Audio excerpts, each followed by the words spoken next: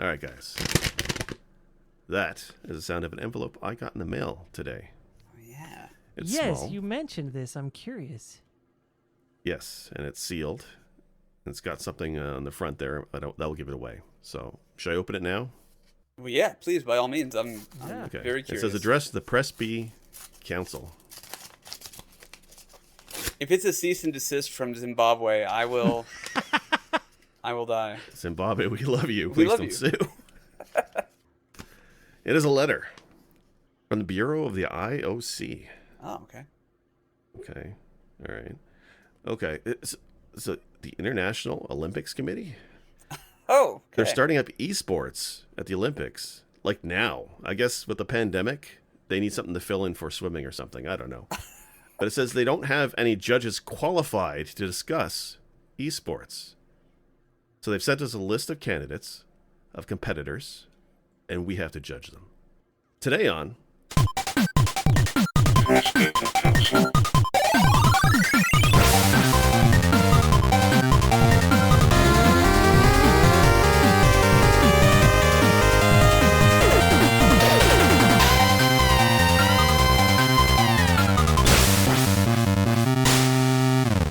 How was that? Was that okay? I like You it. son of a bitch. Yeah, right? You had me going, and I'm Oh my like, finally, God. all this hard work is paying off. And even if the world only wants to hear my opinion once every 4 years, damn it, I'm going to do my best to represent my country, and you've hurt me, is what you've done. I feel extraordinarily misled today. Who's going to email or mail us a physical envelope?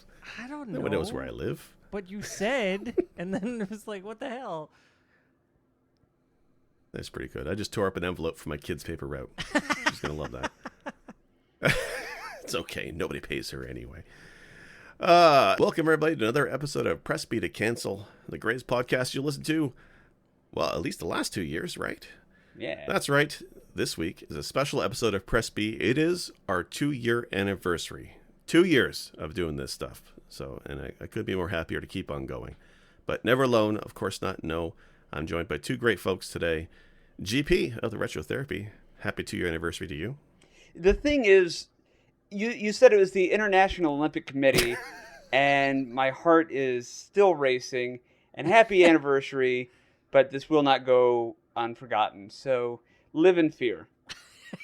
Look, I just assume that at some day, marijuana will be considered a performance-enhancing drug in esports, and we all have a shot at competing next year. Now, to those of you listening who aren't quite in on this, Jake told us earlier today via Marco Polo that we had a letter. And so GP and I were kind of hyped about this. Yeah, we thought one of you guys and gals out there were like writing us because, quality content or whatever. And we're joined also by Werewolf. Happy 2-year anniversary to you. I'm very sorry. It's okay. It's just my hopes and dreams is all. It was a good burn, Well, like okay. it was solid. Yeah, and I'll it forget was- about it. And then 4 years from now, you'll do it again, and I'll be like, curses. So respect. No, actually, if this topic works out, I'd like to do more of these. I think this could be a fun thing.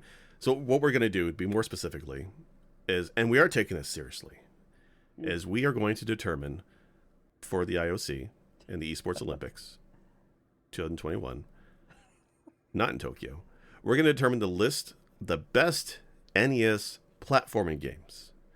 So I know genre lines get blurred all the fucking time. So there is a ground rule I had with this when I was going through the list and taking the suggestions.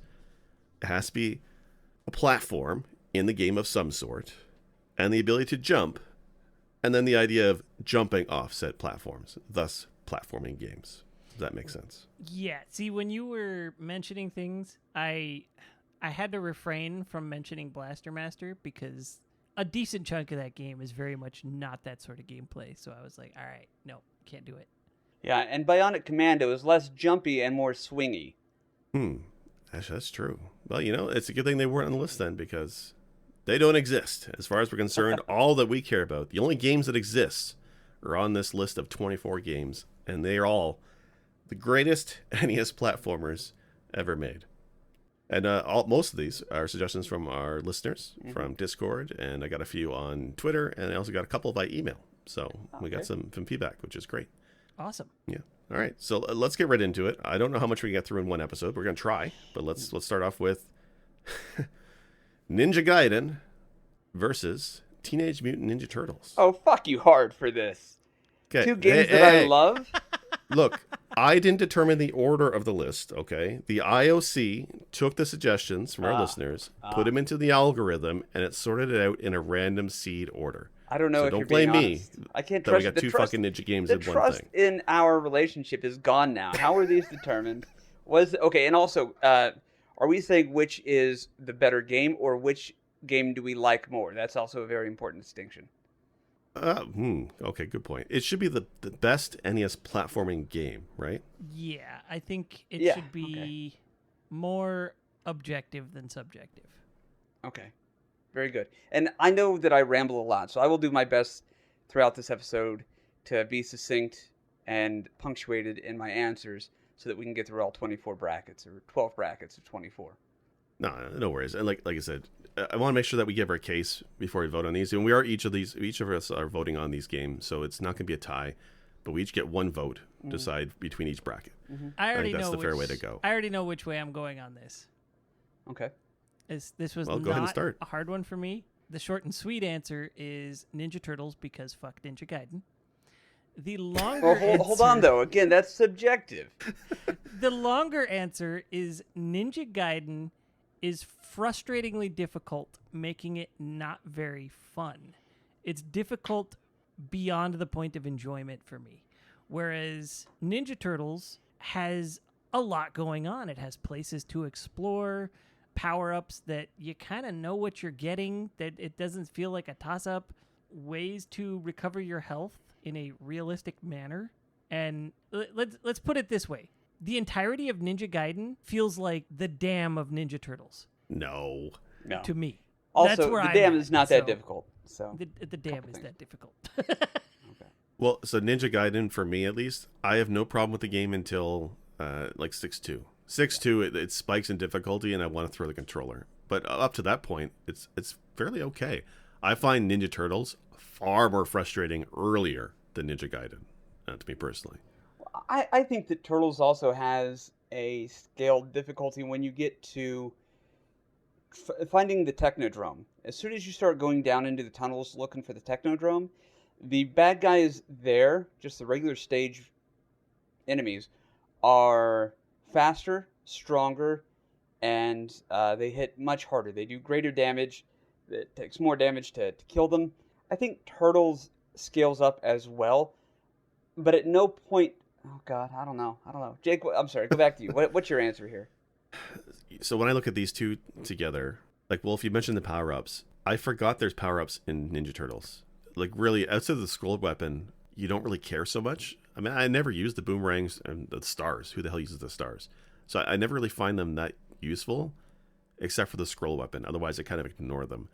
Ninja Gaiden, I think most of those sub-weapons are useful, and you use them more often. I think they add a bit to the variety of gameplay.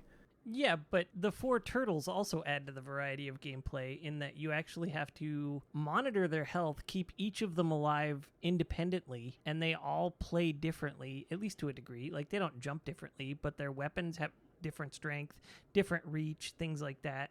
So I didn't know they were even different until, like, last year talking with you guys. I just thought as a kid they're all the same. The only difference was maybe the reach on the weapons. I didn't even realize they were different until recently. To be fair, I only ever played Donatello anyway. He is the overpowered turtle in that game, for sure. He is, yeah. I think what it comes down to for me is probably the fun factor of playing and the controls. Ninja Turtles, those mini hop jumps that screw you over in several spots, I hate those. I don't like the floaty Samus Aran jump in the air.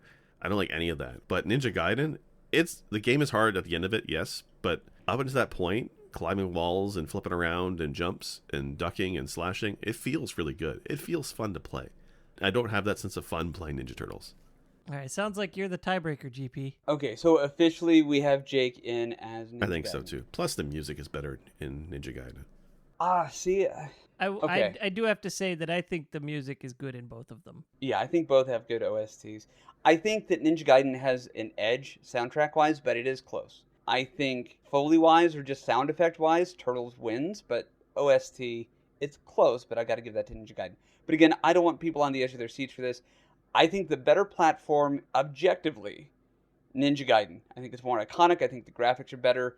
It's definitely a smoother playing game. There is, well, we have the difficulty spike, but I think the one thing that really makes Ninja Gaiden difficult, other than some of the platforming aspects, but the big thing is the same thing that makes Castlevania difficult, and that is the recoil once you get hit. Yes. The fuck you birds is definitely a problem in Ninja Gaiden. Right. You know, we talk about the scrolls being overpowered. Ninja Gaiden has the spin slash, the jumping, flipping slash move. And if you have that, you can do just about anything in the game.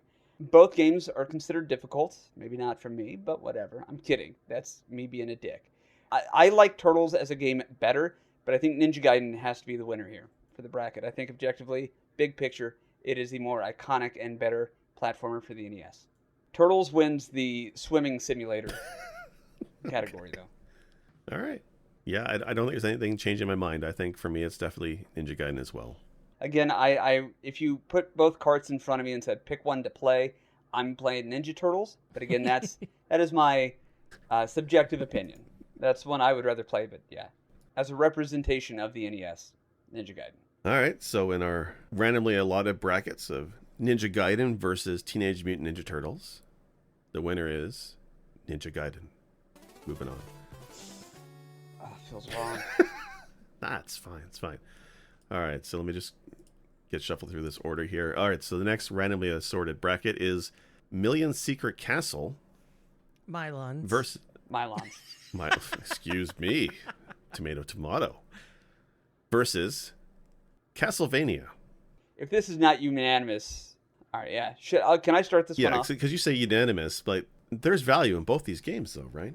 Well, if you're trying to like sell them or buy them, yeah, I guess there's a monetary value. I had a friend. I talked about him often on the channel. His name was Scott Osborne, or Oz. Everybody out there listening who knows the channel knows him better as Harvey, who's just thinking about that mom. He used to rant and rave about Milon's Secret Castle. He always used to tell me, OGP, you've got to play this. I'm like, no, I've seen other people, but I don't get it. And so he brought it over once. He had the cart and he brought it over, and he couldn't remember what to do, and we couldn't figure it out. And we actually quit playing so we could play Castlevania, specifically Simon's Quest.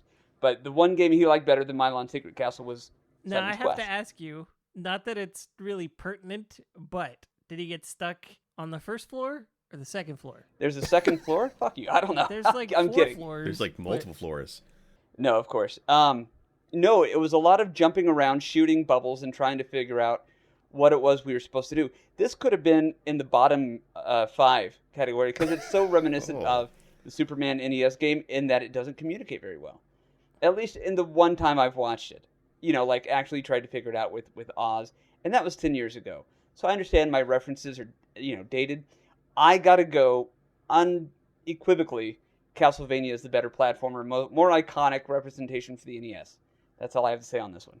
Well, okay, I will say, because I have a couple tidbits for some of these games, and GameSpot on release of Milon's Secret Castle described the game as easily one of the worst games ever made. Wow. And they criticized the control scheme, saying Milon runs like his feet are greased and his jumps are easily interrupted.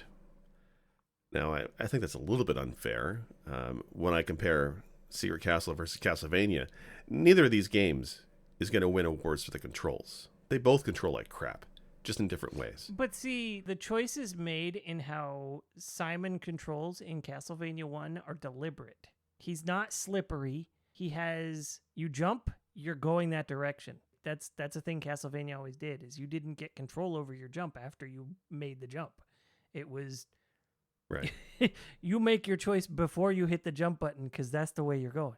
In Milon's Secret Castle, there's a lot of stuff in that game that you can't understand what's happening unless you use the manual. You can't take the game at face value. It's not what you see is what you get, because the manual has information that is absolutely imperative for moving forward in that game pretty early on. And I think it does it a few times. Whereas Castlevania, There's hints in the game, though. not good ones. I had this game growing up. This game has a soft spot in my heart, Right. but it's still not a good game. Nowhere near as good as Castlevania. So for me, I look. There's a lot of parallels with these two games. It's just really a great coincidence they got paired together in this match. Because when it comes to like damage, right, both of them handle player damage terribly, right? In Castlevania, of course, Simon gets hit by an enemy, and the knockback is ridiculously huge, and he goes flying, and you can't control it. Often you end up in a pit.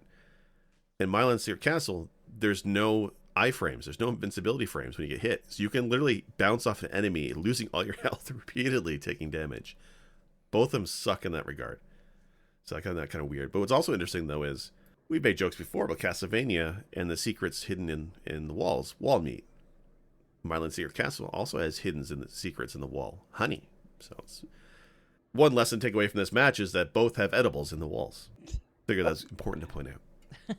Milon also has the Hudson bee that you can discover secretly in certain rooms. And we know how important that bee is. Yes. Yes, very. So, what are the final votes on this one? Jake? I'm kind of torn, to be honest.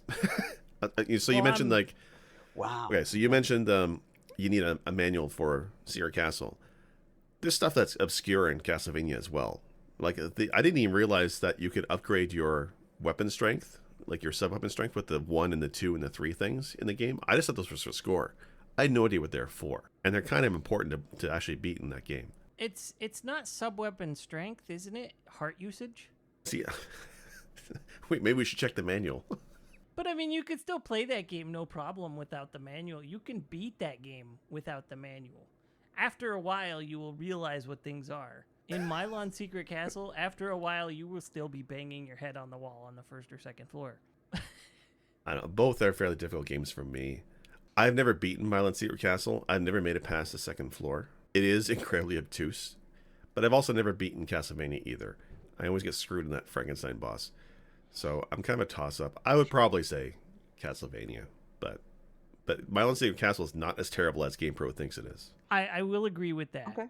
So maybe Milon Secret Castle is just a victim of its bracket luck or unluck. Exactly. Maybe that's all it is. But what game would it be? What game would it be? Like, keep this on the back burner in your brain, and whenever we come across a game that Milon Secret Castle would have beaten out, you let me know. Will do. Like, I want to know where the bottom floor for this is for you But I'm guys. pretty sure Castlevania wins this one. Yeah. Okay. Yeah. So Yeah. Okay. Milon Secret Castle versus Castlevania. Castlevania moves forward. Let's just pull another random bracket here. Okay. Capcom's Mega Man 2 versus Capcom's Mega Man 3. Huh. Oh, Weird how it randomly sorts it out like that. I can't tell now if you're memeing us with the randomly. Right? No, I'd never do that. Okay, but even that sounds like something exactly you would do. You're channeling your inner GP very well today. I don't sound like that. That's a mean thing to say. Oh, ouch. Okay, well, So hold on. clearly now. Mega Man You 3 is the troll winner, us right? all the time. Don't give me that. Yeah, I do that shit. All right, so Mega Man 2 versus Mega Man 3. I'll wait till the end on this one. I'll start. I'm going to come out and say Mega Man 3. I'm saying it right now. I think it's the greatest Mega Man game of the NES for sure. Not having played the later ones. I think the bosses are really great. The music, I think, is fantastic across the board. I love Proto Man a lot. It has Rush is in that one, right? Or is Rush in the second one? He might be. Anyway, he's better in the third game. You have a lot longer of a game. There's more bosses in it, more stages, more content. I mean, I think the only thing I liked more in Mega Man 2 over 3 is Dr. Wily Castle's theme. That one track, I think, is epic. And the dragon fight from that stage. But otherwise, Mega Man 3, I think, is the more game for your dollar and the more fun, the better music, better characters. Okay, let me expand on this. So these are the two games that I had from the Mega Man franchise growing up. I didn't own 1. I didn't own 4 or 5. I think I eventually got 6. Like, this was well after I had a Super Nintendo, so I wasn't super into Mega Man at the time. I still loved it. Right. 2 and 3 were the ones I had when I was like when they came out, and I played the crap out of both of them. Right. 3 is the more challenging game. Yes. But given that it's Mega Man, that's a welcome thing because a lot of times a Mega Man game can be too easy. Mega Man 3 really upped the ante by adding the bosses from Mega Man 2 into the mix and adding essentially 4 additional levels on top of what Mega Man 1 or Mega Man 2 had. Right. It was well over what Mega Man 1 had. It added the slide. Mm-hmm. Rush was not in 2. You had Okay. item 1, 2, and 3 in Mega Man 2. Right. Mega Man 3, you got Rush, who basically they personified the items. And then they hadn't introduced the charge beam yet, No, that was 4. but it had a lot going for it in a lot of good ways. And it made you think about what would the weakness be of these Mega Man 2 bosses with my Mega Man 3 weapons. And then you get to the end, and the bosses are much harder. The only thing that 2 has over 3 is there's no nonsense bosses that require what is basically a lottery in using Top Man's weapon. Right. Because if you didn't It's entirely know, possible yeah. to use that and just burn all your weapon power, and the boss is still alive. Right. Oh, actually, do you know how to control that? Do you know how to tell whether or not it's going to drain your weapon's energy? No. I always thought it was... If you're blinking, if you're in your iframes, then it burns through your weapon. If you want to conserve your top energy, don't use it while blinking. Huh. I did not know that. Yeah, that's my understanding. Yeah, I found that out recently while playing through Like 3. staring at the screen. No, Mega Man can't be flashing. Oh. Okay. It makes a little bit more sense. Anyway, I will say I have a line about difficulty. You said the game was difficult. You're absolutely right. I have a quote here from somebody who says, actions such as pulling teeth, lifting a car over your head, or performing open heart surgery are all significantly easier than beating Mega Man 3. But you know what? I will say, I did not know this. Mega Man 2 has a novelization released by Scholastic. How many platforming games can say that? Oh, this was one of the Worlds of Power books, right? It was. And they couldn't show Okay. his gun on the cover because of, Nintendo things. Mm-hmm. I err on the side of Mega Man 3 in this one. Even though some of the difficulty can be maddening, I think overall it's a better game. There's more plot in it. There's more game in it. The music is spot on in both of them, so it's kind of hard to balance that between the two. The mechanics are improved in 3. Mega Man is not as slippery as in 2. And then, oh my gosh, I had one other thing I was going to mention, and it completely slipped my mind. I suck. Oh, Mega Man almost kills Wily. There you go. Are you guys both saying 3 then? Well, I want to hear your take on a GP. Yeah. Okay. But I'm leaning towards 3. Because you guys make some good points. Specifically, they brought in Rush, which is great. They gave us the slide, even though they haven't yet given us the charge shot. However, also, to say it this way, the bad guys from 2 are also in 3. The bad guys from 3 are not, also in 2, so there's that. Mega Man 3, to its benefit, advances some of the lore, with all the Proto Man stuff, which I like all that. I love how they do the reveal of who Proto Man is at the end. The opening music to 3 is one of the best Mega Man tracks of all time. Mm-hmm. So, it's up there with the Gotta Run Now from, Mega Man 2. Yeah. The Wily music. I know what you're talking about. Right. So there's some good stuff for 3. 3, to go back a little ways, though, is a lot of the additions are arbitrary. Adding in the boss fights from 2 for no reason, while making you redo 4 of the stages to fight those 8 guys, and making those stages much more difficult without providing really a reason, to me is fluff and not necessary. I think if they didn't have the refights from the boss fights of 2, 3 would be a better game than 2. I've got to give it to 2, and I mentioned this during my top 5 rant, where I had said that what makes 2 so special is it started to define the direction that the Mega Man franchise went in. 1 was a bunch of cool ideas presented in what is now kind of a clunky way, but at the time was awesome. Awesome enough to make a sequel. 2 then polished it, said these are the ideas we're keeping, this is the direction we're going in, and it set up the course for 3. 2 can be too easy, but it also does have a hard mode that I think scales up the difficulty in a way that is sensible without being easy or harder than open heart surgery, for example, or hoisting a car over your head. I gotta go with 2. I think the playability for it is fun. I think the boss fights are interesting.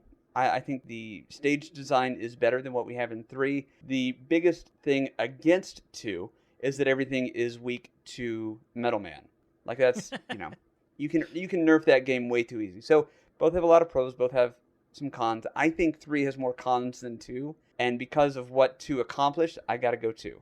I am starting to come around to 3 as a game. Historically, I've not liked it, but the more I play it, the more I find I do like it. I like the Wily levels, as mentioned, but I still think 2 is just a little bit better than 3. So when I was doing research, one of the things I saw or I was reading up on it, was apparently Capcom wasn't willing to make a second Mega Man game so quickly, and they turned down the Mega Man 1 team, saying that they weren't interested. It took basically the developer or director of the first game going over his boss's head to somebody, I think it was VP at Capcom, and saying, we need to make a sequel. And the VP's like, fine, but you have to work on other games at the same time. It has to be a side project thing. So Mega Man 2 really only took off because the developers worked on their spare off hours to make this game. That's great. Wow. Like, I knew that about Link to the Past on Game... Or not Link to the Past, Link's Awakening on Game Boy. I did not know that about Mega Man 2. Right. So like on how different things would have been if we didn't get Mega Man 2 so soon, right? So I don't know. I'm thinking back. I've beaten Mega Man 2, and I had a lot of pride when I finally beat it in my adult years. Mega Man 3 I have not been able to beat recently. That is a tough game. And when you mentioned like the levels are just like fluff, they're just kind of hard for no reason. That kind of hits me because I keep complaining about games not respecting the player's time. And I've had a lot of that lately, playing some games where they just add extra stuff as fluff. And it was just kind of like, it's a better game if it wasn't there or if I ignore it. But you can't ignore those stages in Mega Man 3 in order to beat it. So now, I don't know. But if the entire game is good, it's just that one section, right? If Mega Man 3 overall is better than Mega Man 2, except for that one part, doesn't that still make Mega Man 3 the better game? I'm kind of torn. I feel like 3 is so easy to get extra lives and max out your energy tanks that I think those 4 levels are designed to sort of drain that a little bit. Yeah. And of course, yeah, there's the 1-button password for the 9 E-tanks to start the game off. Oh, also, I meant to mention this, sorry.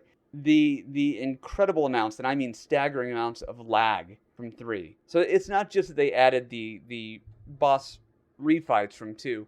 The lag is hair-pullingly, frustratingly shitty in 3. Don't they all have that, though? Not nearly to that degree. Really? Yeah. There are a lot of stages and a lot of segments in those stages where they try to put in a whole lot of bad guys moving around at once. Slowdown is crazy. The in lag. 3. I will give you that for sure. One other upside, I remembered my other upside for 3. It had the player 2 cheats. Yeah. Yes. And if you had a friend who didn't know about those and they were playing, you could mess with them in ridiculous ways. I've done this. It's so much fun. I've done this as an adult. I messed with my friend playing through Mega Man 3 for his first time. And he was like, what is happening? All of a sudden, his Mega Man is jumping off the screen. He falls into a pit and doesn't die. He doesn't know what's happening. Actually, I think that's the only reason I beat the game as a kid, was using that cheat. A friend of mine did it. It was fun as hell, being able to like super jump in the air. Yeah, I think I'm gonna stick with Mega Man 3 as my pick. Wolf? Mega Man 3. Oh. Sorry. Everybody listening, I am so sorry.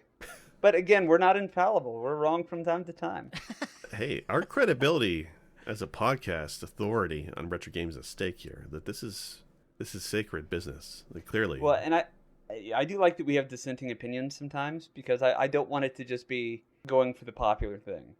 But okay. All right. 3 it is. So let's move on to the next one. All right, let's go with an easy one. DuckTales. Okay, well, how would you know that if it was randomized? Well, so clearly it's on the screen. you were memeing us with the I'm random. reading the randomized order, and it's right here in front of Oh, me. I thought you were randomized every time. No. I apologize. It's I'm wrong. pre-randomized and given to me in letter form by the IOC. Come on, man. Oh, that's right. Capcom's DuckTales versus randomly selected Capcom's Chip 'n Dale's Rescue Rangers. Oh my God. Both Disney games, coincidentally. Although I guess the big difference between these two is one is probably a lot harder than the other, and of course Rescue Rangers is multiplayer, or the divorce simulator, as I like to call it. So I'll go ahead and start this one because I have fond memories of both of these as a child. DuckTales is often remembered for being a great game. A lot of people love DuckTales. I don't hear a lot of people talk about Chip 'n Dale Rescue Rangers. That doesn't mean Rescue Rangers is a worse game. I think more people just leaned into DuckTales because I'm guessing it was the more popular of the franchises, and it let you get to the good music right away. You could go straight to the moon and hear that theme, which is, let's face it, one of the most iconic themes in video gaming. Oh yeah, for sure. Let alone on the NES. That said, I've always been partial to Chip 'n' Dale. One, just as a franchise, I preferred Rescue Rangers to DuckTales as a kid. the cartoon, all of it. And both of them got sequels. So I don't think either one should be discounted because they were both good enough to get sequels. So let's put it there for sure. Right. Chip and Dale was 2-player simultaneous, and if you were both decent at the game, you weren't a hindrance to one another, and you could just demolish that game. Granted, the difficulty spiked really hard toward the end, but the music quality also skyrocketed toward the end. As you got into the later levels, the music got badass, and it's a bummer that they did it in such a way where you could path away from some levels completely. I mean, it's kind of cool that they did it, but the fact that you could completely miss out on good music because of it is kind of a bummer. I'm trying to remember the music in Chip and Dale's. I don't remember it being that memorable. Is it right at the end? It's the later levels for sure. Okay. The later levels are the ones where the good music is. Okay. Like, we're talking I, J, K, the late levels, not the early levels. And yes, they lettered them. They didn't number them for some silly reason. But Chip and Dale was a longer game in terms of it had more levels. It had 2-player.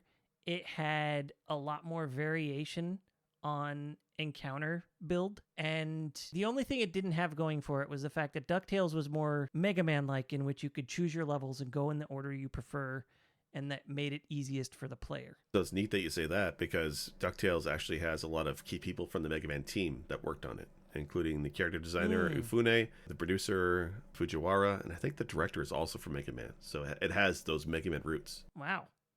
I know I'm going to be the minority here, and I know you guys are going to go with DuckTales, but I got to go with Rescue Rangers on this one. I had a lot more fun with Rescue Rangers as a kid than I had with DuckTales, and I had a lot of fun with DuckTales. What do you think, GP? Yeah, I don't have much to say with this one. When I did my year... Did you chuckle when I said that? No, sparkling water. I thought he kind of... Okay. My bad.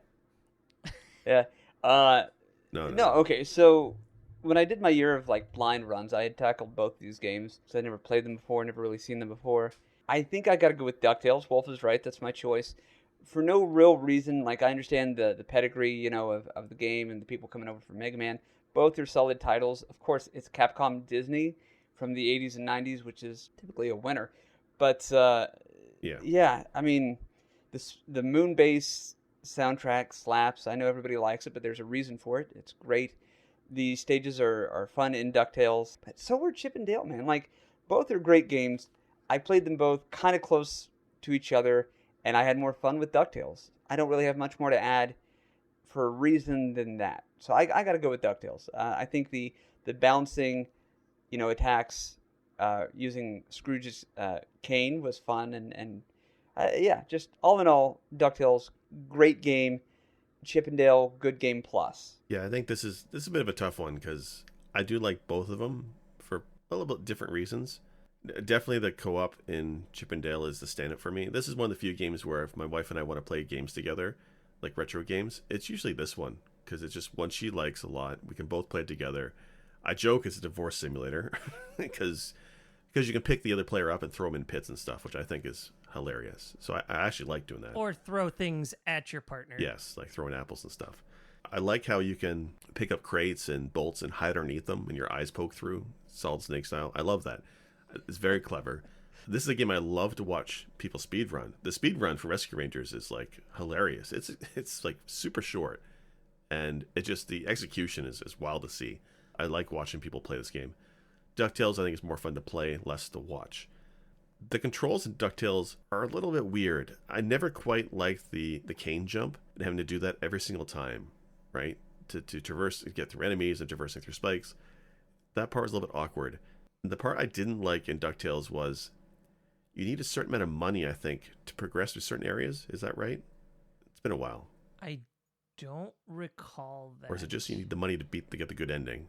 Yeah, I think it's for endings. I think you can just start off and pick whatever stage you want. I think you can go straight to the moon. I remember something being tied to the gems maybe you can't pick go up. straight to the moon. Maybe you have to do the others and then you go to the moon. I don't know. Yeah, so I seem to remember something with the money rubbing me the wrong way. But I think I do like both the games for the platforming.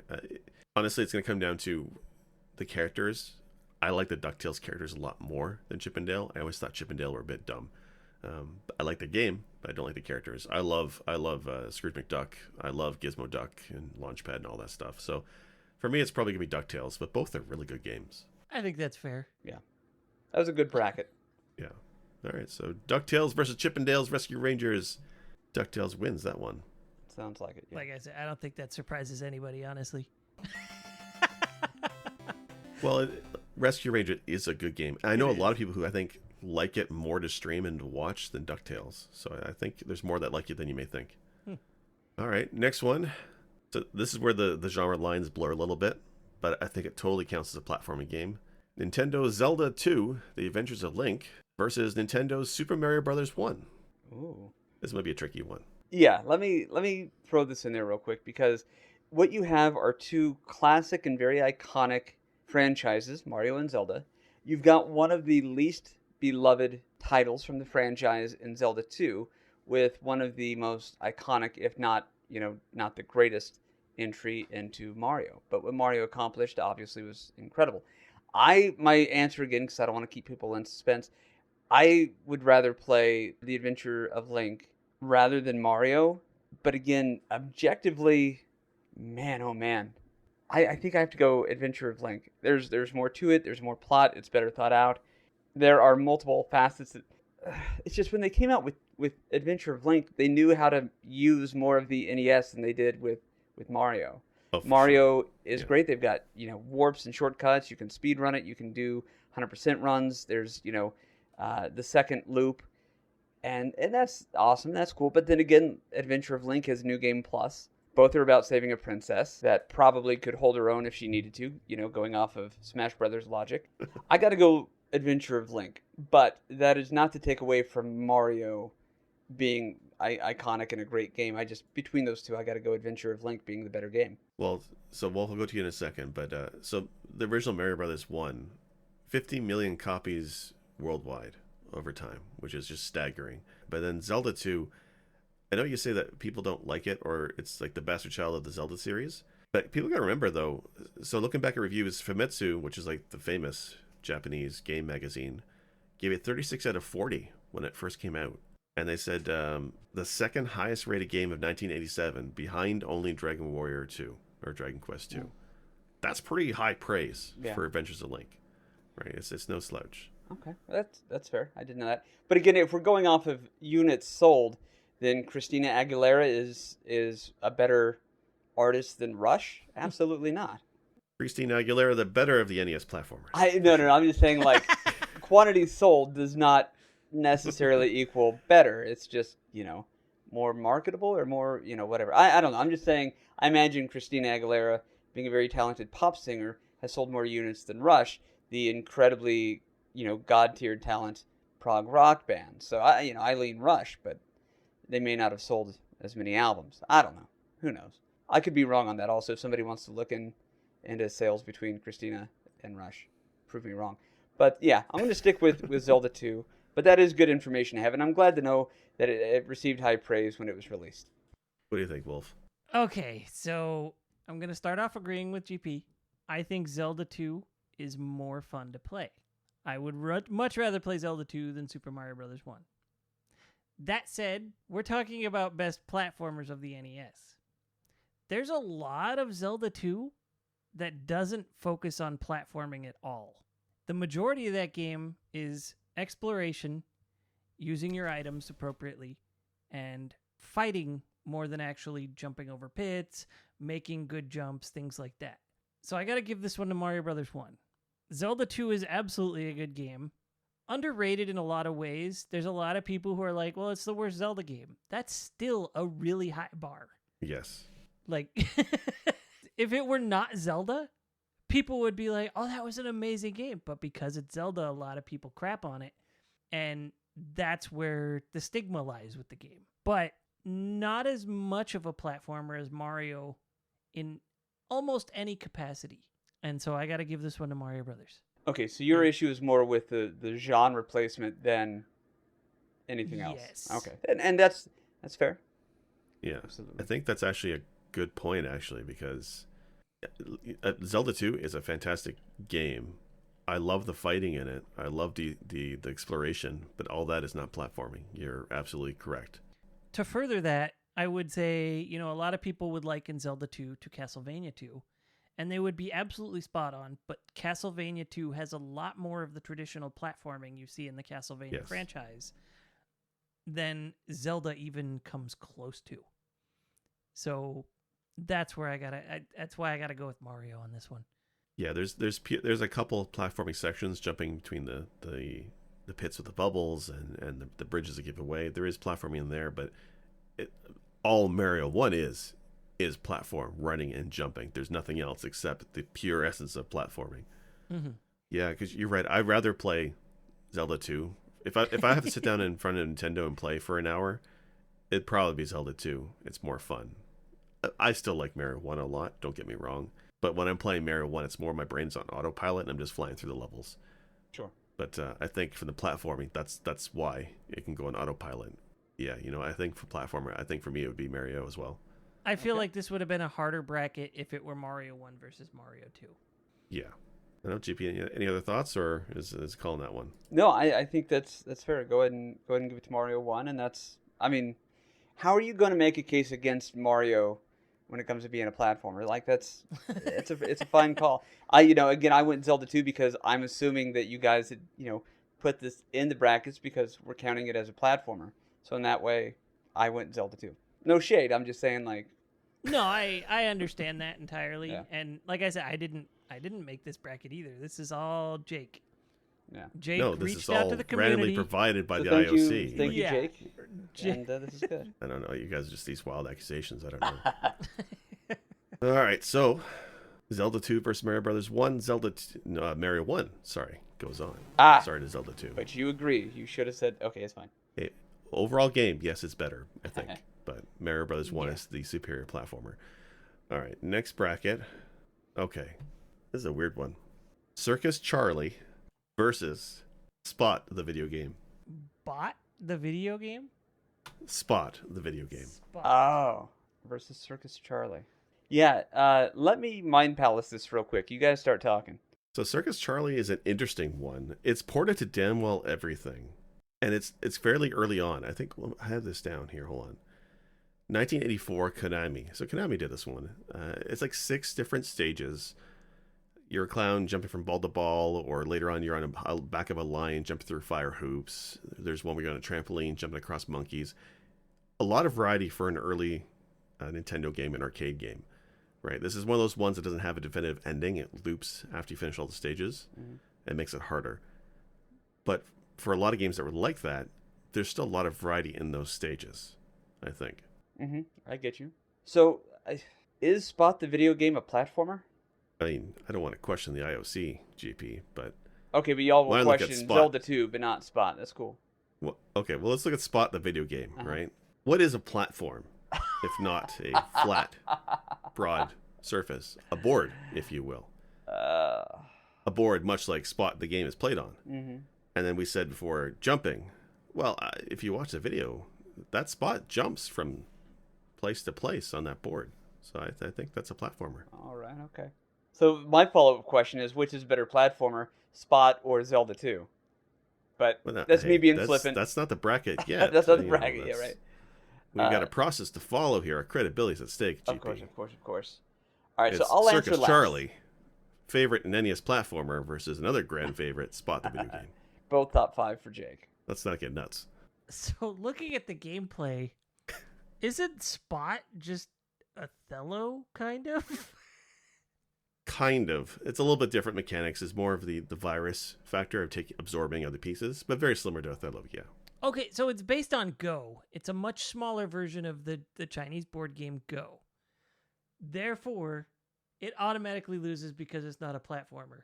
But also, Circus Charlie actually doesn't look too bad as a platformer. Yeah, it looks rather fun. I don't know this game, but I agree with Wolf. You never played Circus Charlie? I feel like is I like, never heard of it before you know those mentioned 52-in-1, the 52-in-1 cartridges. I swear, every 52-in-1 cartridge people had, from that flea market as a kid, or the friend of a friend who had one.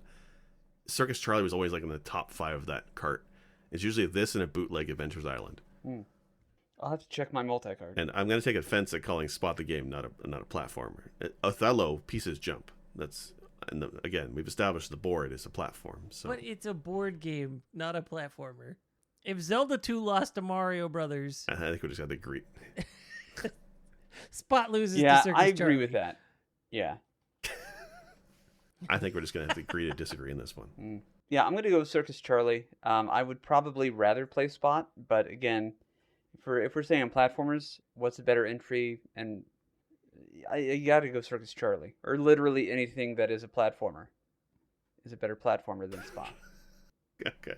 That said, Spot All a better right. board game than Mario 1. Yeah. So I want to know who recommended Spot for this list. probably somebody who just listened to my bottom 5.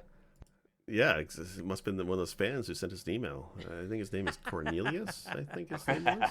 It's interesting. Oh, so you're just putting your favorite games in here then, huh? Okay. Hey, you guys suggested quite a few games to this list as well. So That's fair. all right, Circus Charlie versus Spot the video game. Circus Charlie moves on. Okay, let's bring it back to some sanity here in our randomly assorted feed of brackets. Little Nemo the Dream Master. That's a Capcom game, I believe. It's a great one. Versus Kirby's Adventure. Of course, Little Nemo is the game where your little boy throwing candy at animals, which you should not do, but by doing so in this game, you gain their powers. Versus Kirby, the little pink blob from hell who devours his enemies' souls and takes their powers. What do you guys think? I have to mind palace Little Nemo because I've never played the game personally. I don't know. I gotta look up a little gameplay to see where I stand on this. Yeah, this is a close one because Little Nemo is such a charming and fun game. The platforming can be difficult, but it's enough of a challenge that it's not rage quitty. I think it is just the right amount of challenge for somebody who's like a beginning to mid-level gamer.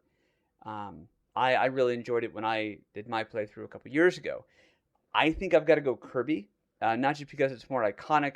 The character of Kirby is unique and fun. I think the kitsch with Kirby is memorable and fun. And if anybody else does anything like Kirby, you can look at it and say that is a blatant Kirby ripoff. You know what I mean? Like it's iconic in that way.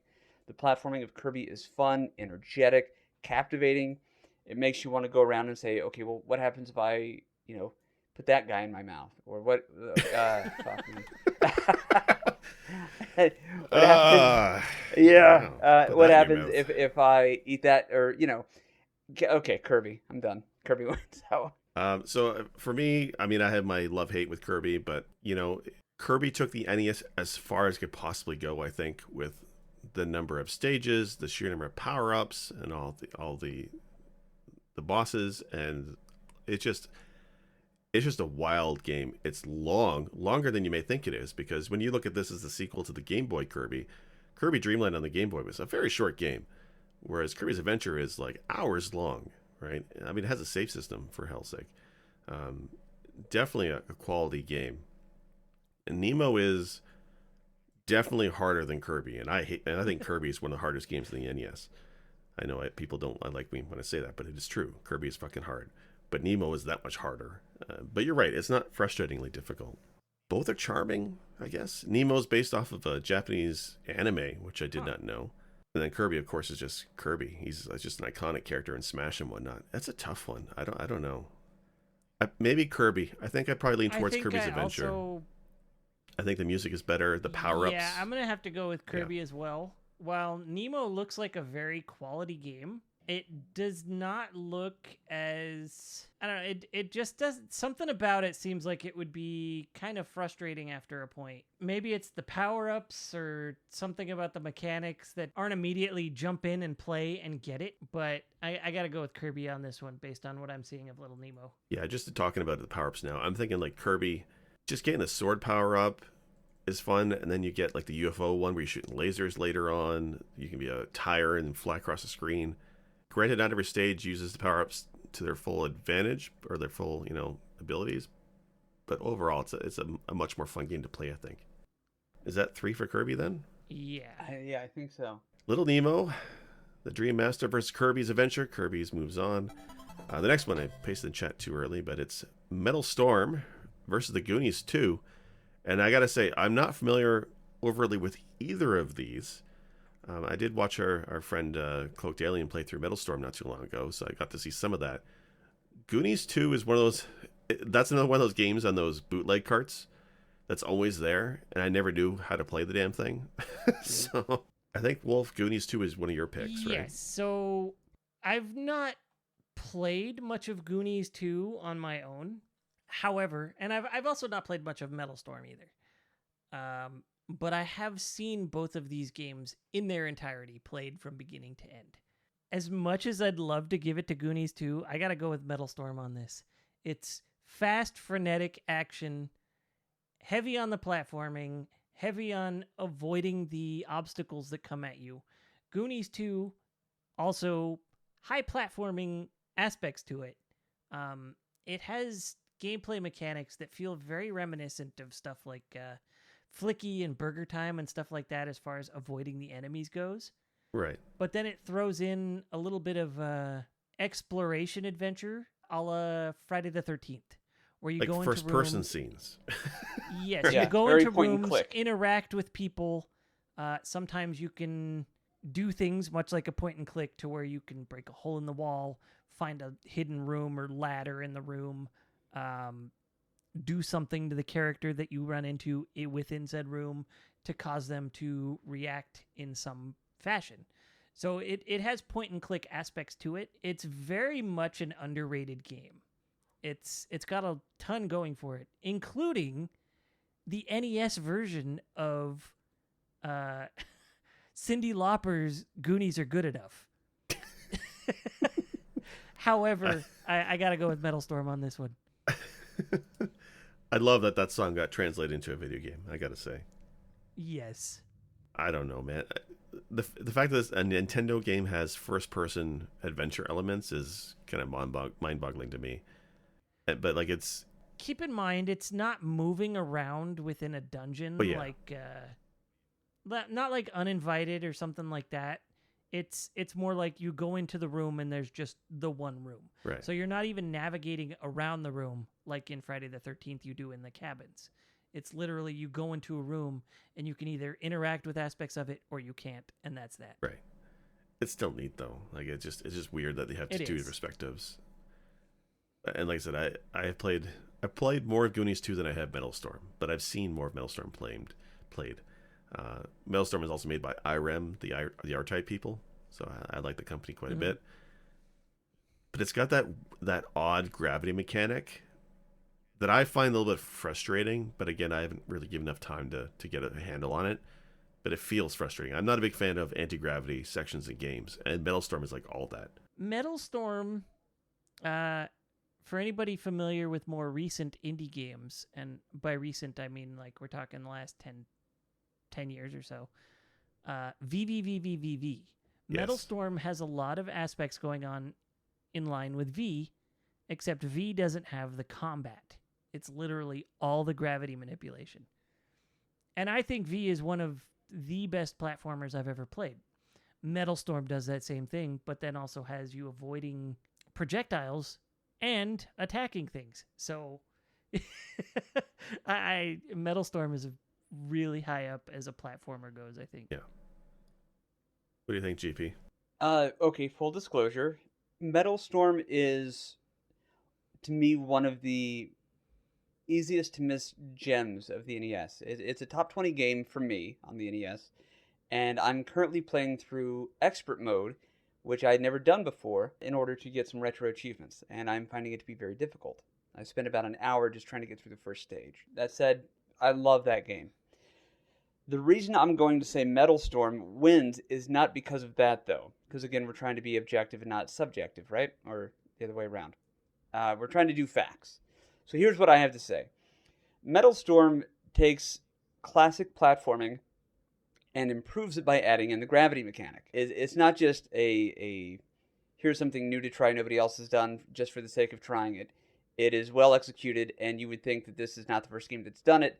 It's built on others because of how well it's done. To me, the best thing about the Goonies 2 is a video game, which I do love the game, But to me, the best part about Goonies are the non-platforming parts. Right. Platforming-wise, I think one of the greatest achievements for Goonies 2 would be the ice level. The fact that a game that involved but done so early on, you can look at it graphically and realize kind of what's going on. The way they handled their ice stage mechanics, I think, was pretty dope. So I'll give it that. But between the two, I hands down have to say Metal Storm. It's an amazing game. It is an achievement of mankind, and yeah, for just the objective reasons, the reasons I stated, Metal Storm, obviously. Yeah, I think you're right in that Metal Storm is easily missed. It came out in 91, so that's fairly late for the NES, right? The Super Nintendo came out that year. So a lot of folks miss Metal Storm. And I think it gets more attention nowadays because it had that re-release there for limited run games. Right. Fantastic package that was. Yeah, you're right. Goonies, the thing that I think is the best part, you're right, is the varied gameplay styles. And that is a technical achievement. It came out in 87. Not too early, but still early for NES, I guess. But that is neat. But when we look at the best NES platformer, the platforming part, I think you're right. Metal Storm is probably the one to go. Cool. Metal Storm versus the Goonies 2. Metal Storm moves on. Oh, Goonies 2. I'm kidding. I want to say one thing that bums me out. The reason I never played Goonies 2 as a kid, even though I love the Goonies movie, is because I always thought it was the second Goonies game to come out. And I wanted to play the first one before I played the second one. I thought it got a first game. I think it did. Not on the NES anyway. Okay, I'll have to look that up. Because I had that concern too, right? Because you look at the bootleg carts, there's always the Goonies 2, but there's no Goonies 1. But there was only the one movie. Anyway, all right. Next bracket. All right, I have a soft spot for this game. Rygar, which is the Press B's very first episode, versus Kabuki Quantum Fighter. Let me drop a video in chat because not many people played Kabuki, I feel, or don't recognize it. I mean, we've all played Rygar and working on Press B, but have you guys played Kabuki Quantum Fighter before? I have not. Came out in 91. But I've seen a lot of it played. Yeah, it's from Human Entertainment. These guys are probably most well known for Fire Pro Wrestling nowadays, and I think they did Clock Tower. I think is the other game they did. So they really are not known for Kabuki Quantum Fighter. It's an interesting game. This is one of those games that it came out in Japan. The story and plot is radically different than what we have over in the US version. In the Japanese version, you're a little boy. It's based on a film from 1997 called Zipang, where you're a little boy named Boba. No, that's Bobby. Who you transform into your samurai ancestor when entering supercomputers. It's a bit different for the US version. So the stories are different. And all that was taken out in the US release. So that's kind of different. But the gameplay in this is really quite good. You use your hair as a weapon, which I find kind of funny. But the graphics are pretty solid. The music is okay. Platforming is pretty tight. But then, Rygar is Rygar, man. And, well, I don't know. Rygar kind of suffers a bit from the Zelda 2 situation where what's the focus of Rygar? Platforming or the fighting with the shield? I don't know. Well, platformers oftentimes have fighting aspects. I mean, hell, we talked about a number of them that have that. Yeah. This game looks pretty fun. It does. Kabuki, I mean, I've got to go with Rygar because that's one I recognize. That's one I know. And not just that. I shouldn't say that. I don't want any of my answers to be that's the one I know. But the reason that I know it, I feel, is it is more culturally relevant to Nintendo's history than Kabuki Quantum Fighter. So, of course, again, as I say, full disclosure, I haven't played Kabuki. It looks like a lot of fun, but I think I've got to go with Rygar on this one because of the cultural and historic relevance. See, I don't know. I don't know if you look at the history of NES, how many people are going to give a damn about Rygar, except us, right? Well, the key word there is NES. I mean, I understand we're doing a lot of NES games, if not all of them, but how many different things was Rygar moved over to, ported to? That's what I was looking for. There's so many different ports of Rygar. Arcade, yes. TurboGrafx, like everything had a Rygar. In fact, they even did one on the PlayStation 2. I don't know that they did one or didn't do one of Kabuki in the PS2. No, there's only this one that. game in the series, as far as I know. Like the developers moved on to wrestling, right? So, Right. Well, and the animations for Kabuki look cool. The Yes. movements look, well animated. The hair flip is very like hypnotic and mesmerizing. It looks pretty tight. Not knowing how the controls are working, the bad guys look interesting. It's a very colorful game, and the stage design is good. The little flip motions whenever the character grabs onto a thing and then does like a flipping action. I don't know. It looks like a cool game, but again, I don't think people are talking about this game like they still are with Rygar, which is not a lot, but still more than Kabuki. okay. Jake, I want to know your answer before I submit mine. It's tough. I'm probably gonna, I'm gonna say Kabuki. I recently played Cyber Shadow, right?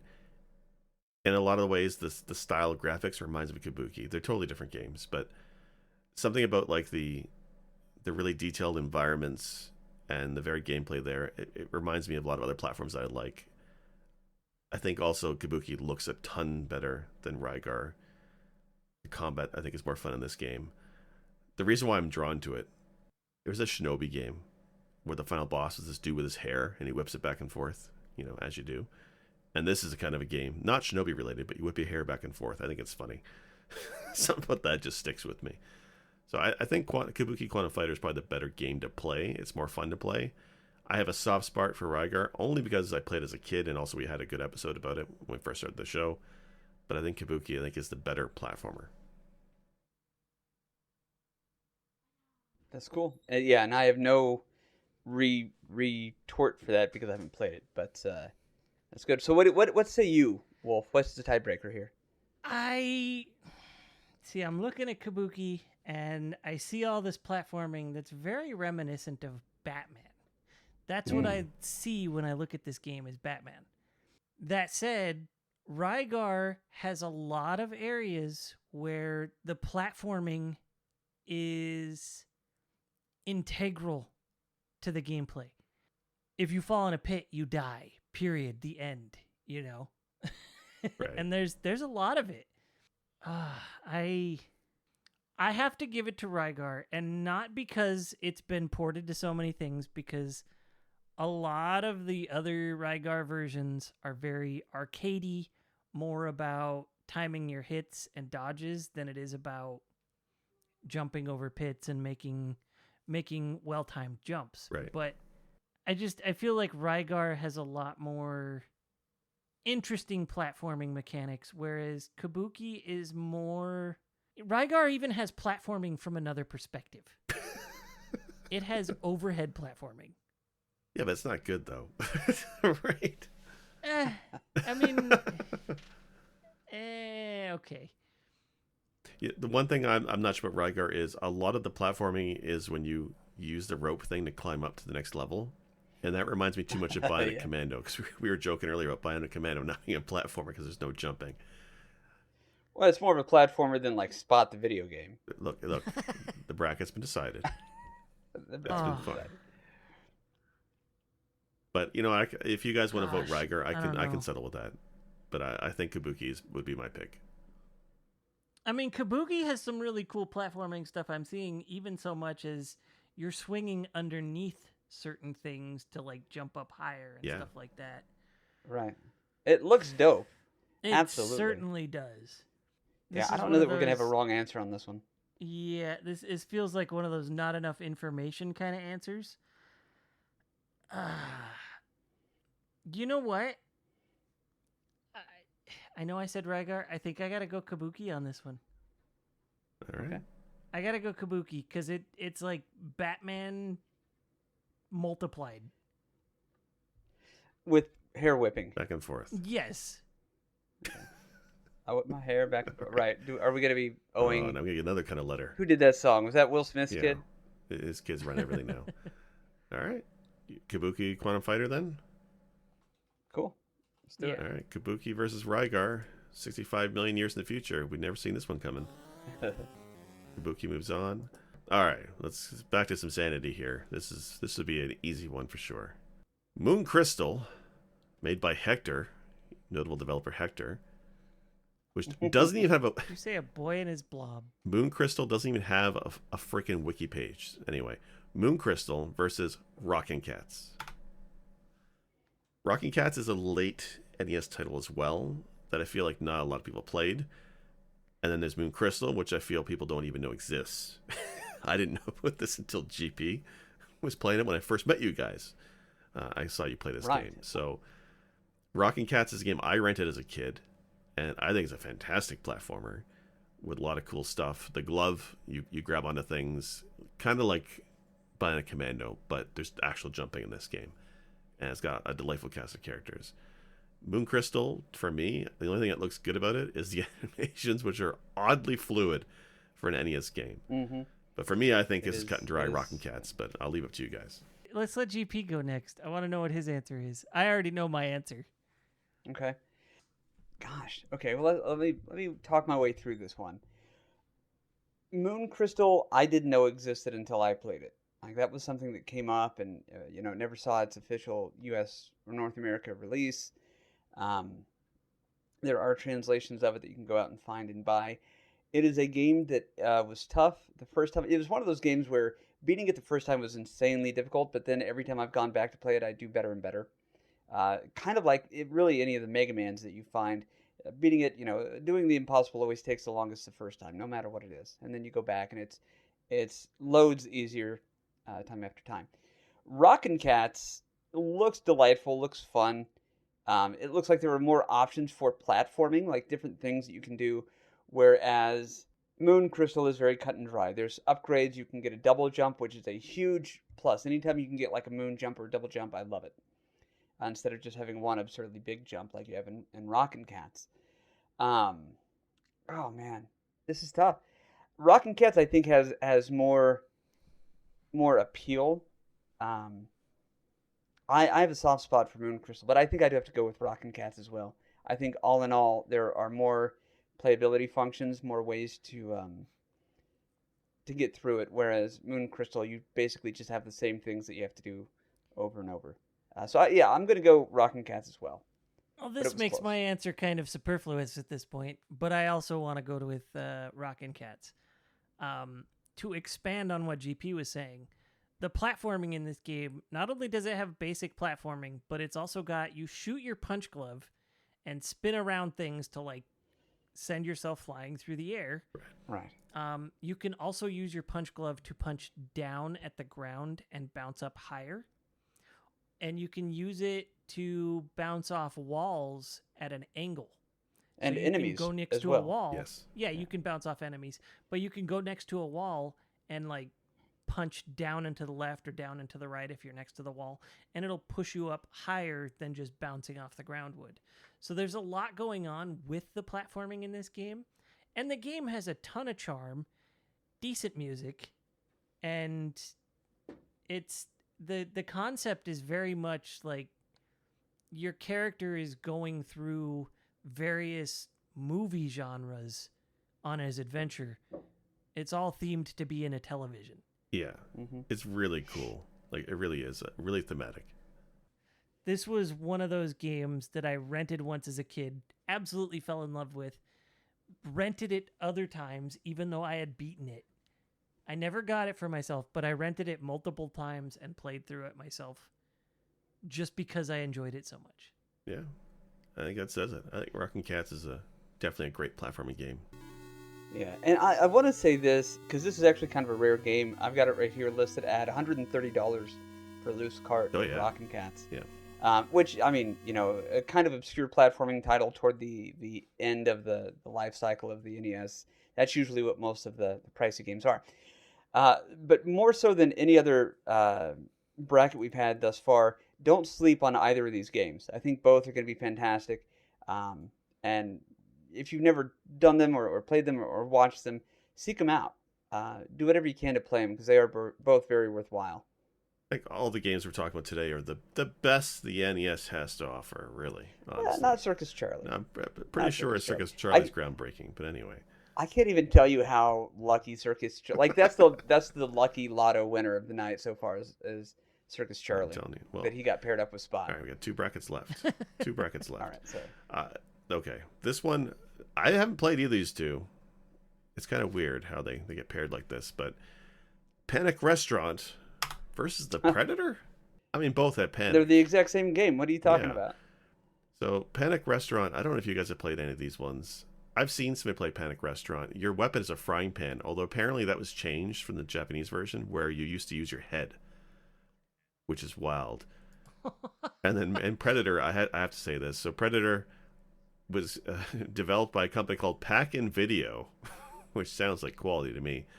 But this is a game that is noteworthy for in Germany, was put on the index by, oh boy, the Buschen Frale for Jürgen Hürgen Medien, or translated as the Federal Department for Media Harmful to Young Persons list, which makes it illegal to sell or make game available to minors in Germany. And it's also illegal to advertise it. So there's a level of violence, I guess, in Predator that Germany didn't jive with. So I found that kind of interesting. Wow, way to be sensitive to the cultures.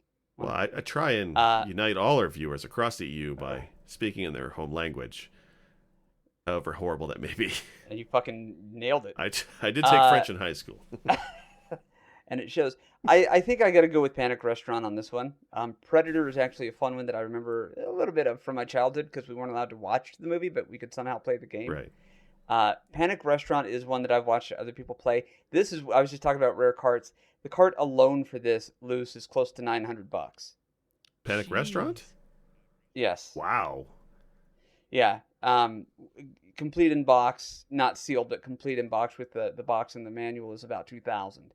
So this is like a Holy Grail level game. Up there with like Little Samson when it comes to. I had no idea. Yeah. Yeah, so it's charming, it's silly, it's funny. I got to go Panic Restaurant. I don't have a lot to say, but I think it's a fun little game that is very tongue in cheek with a lot of the animations and things that you can do. It's another laggy game, but it's fun. It doesn't take away from the enjoyment like Mega Man 3 or whatever. But Okay. yeah, good game. I'm just watching the video for Predator because again I hadn't played this. Yes. And there's some interesting spots, eh? Yeah, Predator to me is kind of somewhere between Castlevania and Contra. Yeah, kind of. Somewhere between Castlevania and Contra for me, watching the gameplay. Except for I don't know if these are like bonus stages or boss encounters or what, but there's some sort of weird arcadey moment that's like a side-scroller Space Harrier. I don't know. Yeah. That's the best way I can think to describe it. And there's sections where you're a full-size Schwarzenegger fighting a Predator, like you're that's what I'm talking about. It seems like a side-scrolling Space Harrier to me. It feels like almost like Blaster Master in a way, where you're entering these areas where the change perspective and you're fighting more. Yeah. That said, Panic Restaurant, I think, is more of what we expect from a traditional platformer. Yeah. It is absolutely full of charm and character. The animation and artwork in that game is spot on. It's like top tier for the NES. And it's pretty well designed. It's both of these I have not played personally. I have seen both of them played. And I got to give this one to Panic Restaurant. There's a lot of hallmarks of traditional platformers, but it seems like it did it extremely well. Yeah, I'm looking at both of these. Some of Panic Restaurant's color palette I don't like. It feels a little bit too pastel and plain.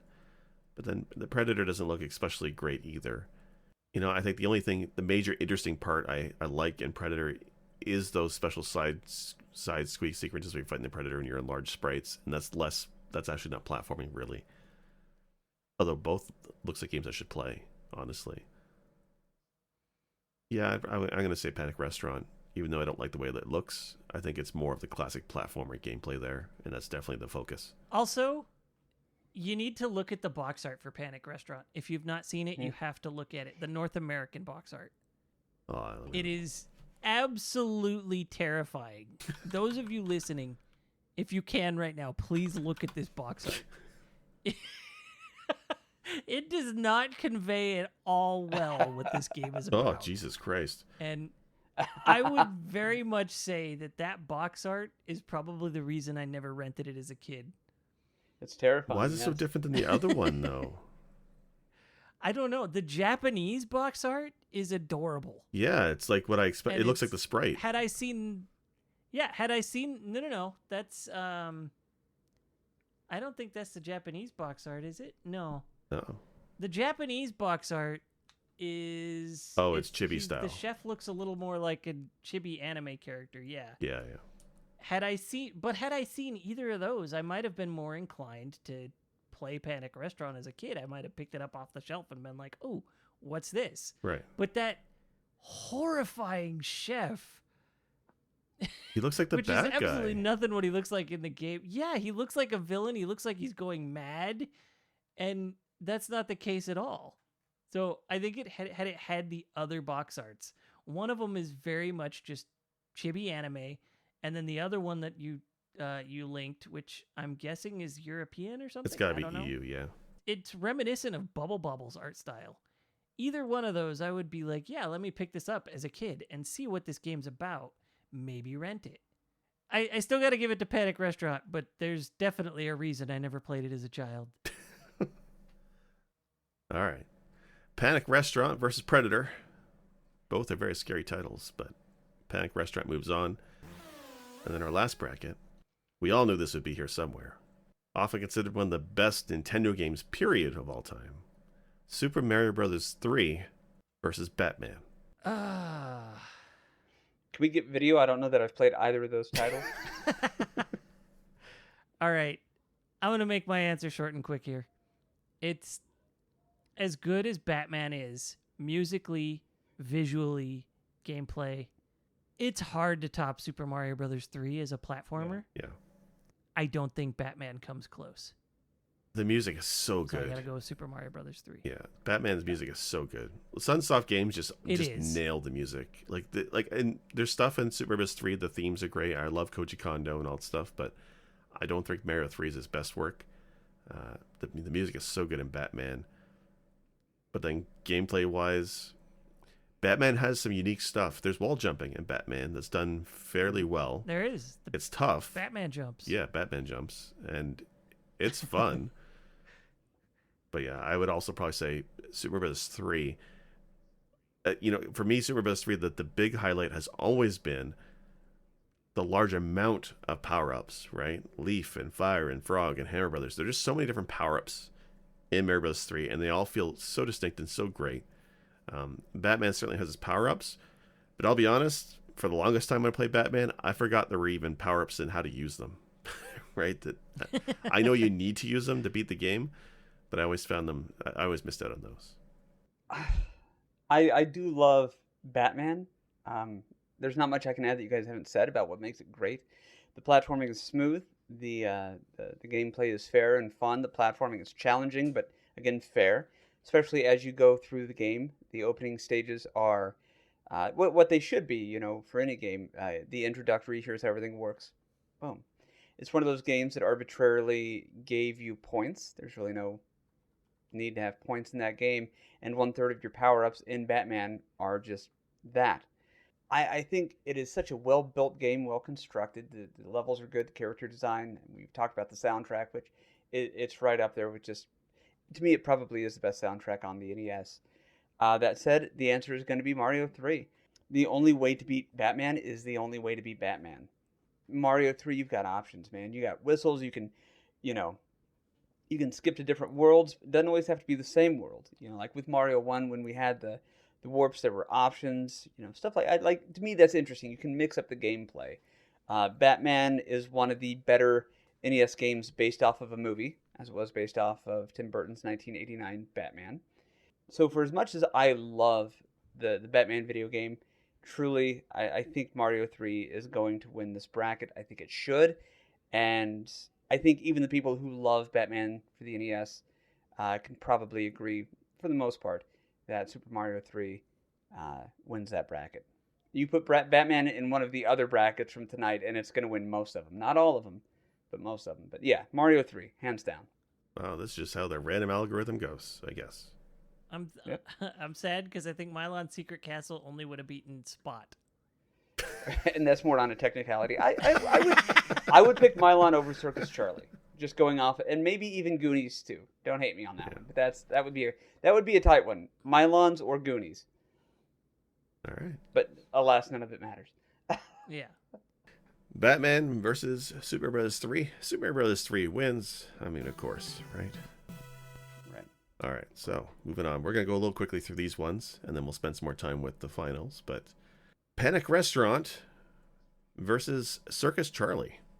Now, I know you guys are going to say Panic Restaurant, so hear me out. Okay. Circus Charlie is like the game on every console. It is simple. It is fun. It is a blast in the arcades. And actually, hold on. Circus Charlie. Game Machine listed Circus Charlie on their 1984 issue as being the third most successful table arcade unit of the year. So it's an award-winning top arcade game brought to the home console. And again, it has 6 stages of variety, which is great for those kind of arcadey games at home. And they're all quite varied. They're all jumping, platforming based, but they're quite unique, where they're jumping from hoops that move, dodging monkeys on a tightrope. They're just really quite distinct. I think Circus Charlie is the winner. I gotta go Panic Restaurant on this one. Yeah, I think Jake is right. In that we will both say Panic Restaurant. Circus Charlie, well, it doesn't look terrible. It's definitely highly limited. A lot of those levels look like auto scrollers where you just kind of have to go at the game's pace. They all are, yeah. And I mean, I can't say that it's only 6 levels because I think that's also kind of the case with Panic Restaurant. So I think overall the platforming is a lot more limited in Circus Charlie than in Panic Restaurant. That's my logic. I don't know. I think in terms of what's more influential as a platforming game, I think Circus Charlie is one of the first ones there on of the genre. It was 84, so it's quite early. I think history looks better on Circus Charlie than it does on Panic Restaurant, which is a game that, I mean, hell of most of us don't even know about. Unless you're an investor and hold several copies Right, yes. of Panic Restaurant. I mean, I never Yeah. heard of Circus Charlie before tonight, so. Yeah. Okay. Same. I love your passion and dedication and loyalty to Circus Charlie, and I agree it does look like a lot of fun. But I think I got to go Panic Restaurant. I think the gameplay is better. I think the animation styles are better. I agree the aesthetic is very pastel, but there's a lot of actually it kind of reminds me of Chippendales. It just in the way that it's played in the platforming aspect of it, and in that way I got to go with Panic Restaurant. Well, unfortunately, notable listener Cornelius, who sent us in by email, but Circus Charlie does not move on. Panic Restaurant moves on. All right. Kabuki Quantum Fighter versus Rockin' Cats. Oh. It gets trickier. Like, I know you guys have not played Kabuki, but both of these are really good platforming games. Yeah, but again, going back to what we were talking about with Rockin' Cats, I think that is an exceptional game on the entire list that you've presented tonight. Again, with just the variety that it gives you. Well, but damn it, Kabuki also seems to have a lot of that stuff as well. Both are kind of similar in that, you can grapple onto things. One is with an oversized chain fist, the other is with your hair, and then your hands. But I got to go with Rockin' Cats. I think it's smoother execution. Both seem to have varied platforming, but I'm going to go Rockin' Cats. It seems like the right answer, in my opinion. I'm also going to toss it that Kabuki, I think, has the better music and far better graphics than Rockin' Cats. And I do like Rockin' Cats, but I don't think the graphics are nearly as good. I think, again, much like Panic Restaurant, Rockin' Cats' palette is kind of muted. Kabuki is very vibrant and just very varied. I got to disagree. I think that Rockin' Cats graphically, the backgrounds actually were kind of reminiscent of what Ninja Gaiden could have pulled off, but a little bit crisper and larger. Sometimes my complaints about Ninja Gaiden are how small some of the sprite work and backgrounds are. But okay. No, I hear you. I'm not trying to say no, you're wrong, but I think Rockin' Cats in this one. Wolf? I do think this is a close one, but I got to give it to Rockin' Cats as well. It even has extra bonus stages where I'm pretty sure to play them, you still have to. They come up with mini games where you still have to run around and jump and play like you normally would Yeah. with the base mechanics to interact with the mini games that they come up with to get extra lives and goodies and stuff like that. They got really clever with the platforming mechanics in that one for sure. All right. Okay. Kabuki Quantum Fighter. You whip your hair back and forth out of here. It's Rockin' Cats that goes forward. Mario Brothers 1 versus Mega Man 3. Oh, man. Yeah, these are getting good. Yeah, that's a tough one. Yeah, they are. Yeah. Like, one is like iconic, like granddaddy of platforming games on the NES. It literally saved the video game industry after the crash. And you have the Mega Man series is iconic, and 3 is a great one. I don't know. I'm not sure about this one. I again, not to just keep starting us off on these, but I think I got to go Mega Man on this one. One thing I do want to point out, I guess two things I want to point out. I didn't vote for either of these games to advance in the brackets. That said, neither are the best representations of the franchise. You know, neither of them are the best entry in their titles. But I think I got to go with Mega Man 3.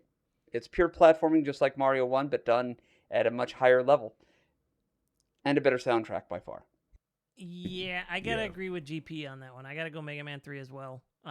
It even incorporates platforming in creative ways where when you're riding on Rush, you can jump off of him and still keep going with him below you while you're on a platform, and you can jump back onto him.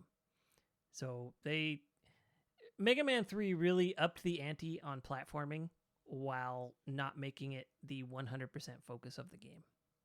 Right. I don't know. So when I look at these two, Mega Man 3, it came out later. It had more opportunity to use the Nintendo system to its fullest. Graphically, it's obviously better. It sounds, you're right. The soundtrack is amazing. But from just the best of NES platforming, Mario has always been the gold standard. Even if this is the first, major entry. Well, not the first one, but it's the first, one, I think, of this case. I think Mario Brothers 1 for me.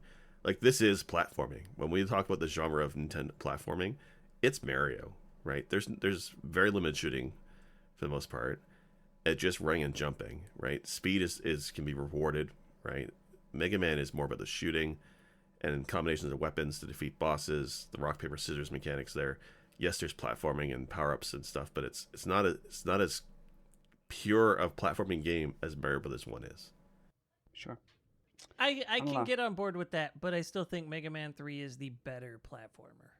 The difference isn't as big as Super Mario Brothers 1 and Zelda 2. Right. It's a heck of a lot closer with these two. Like, when I look at Mario, when I'm doing a run through Mario, yes, you only jump, but whether you're running or not, how long you hold the button, the physics in Mario are heavy into why this is a great platformer and how you take those jumps, right?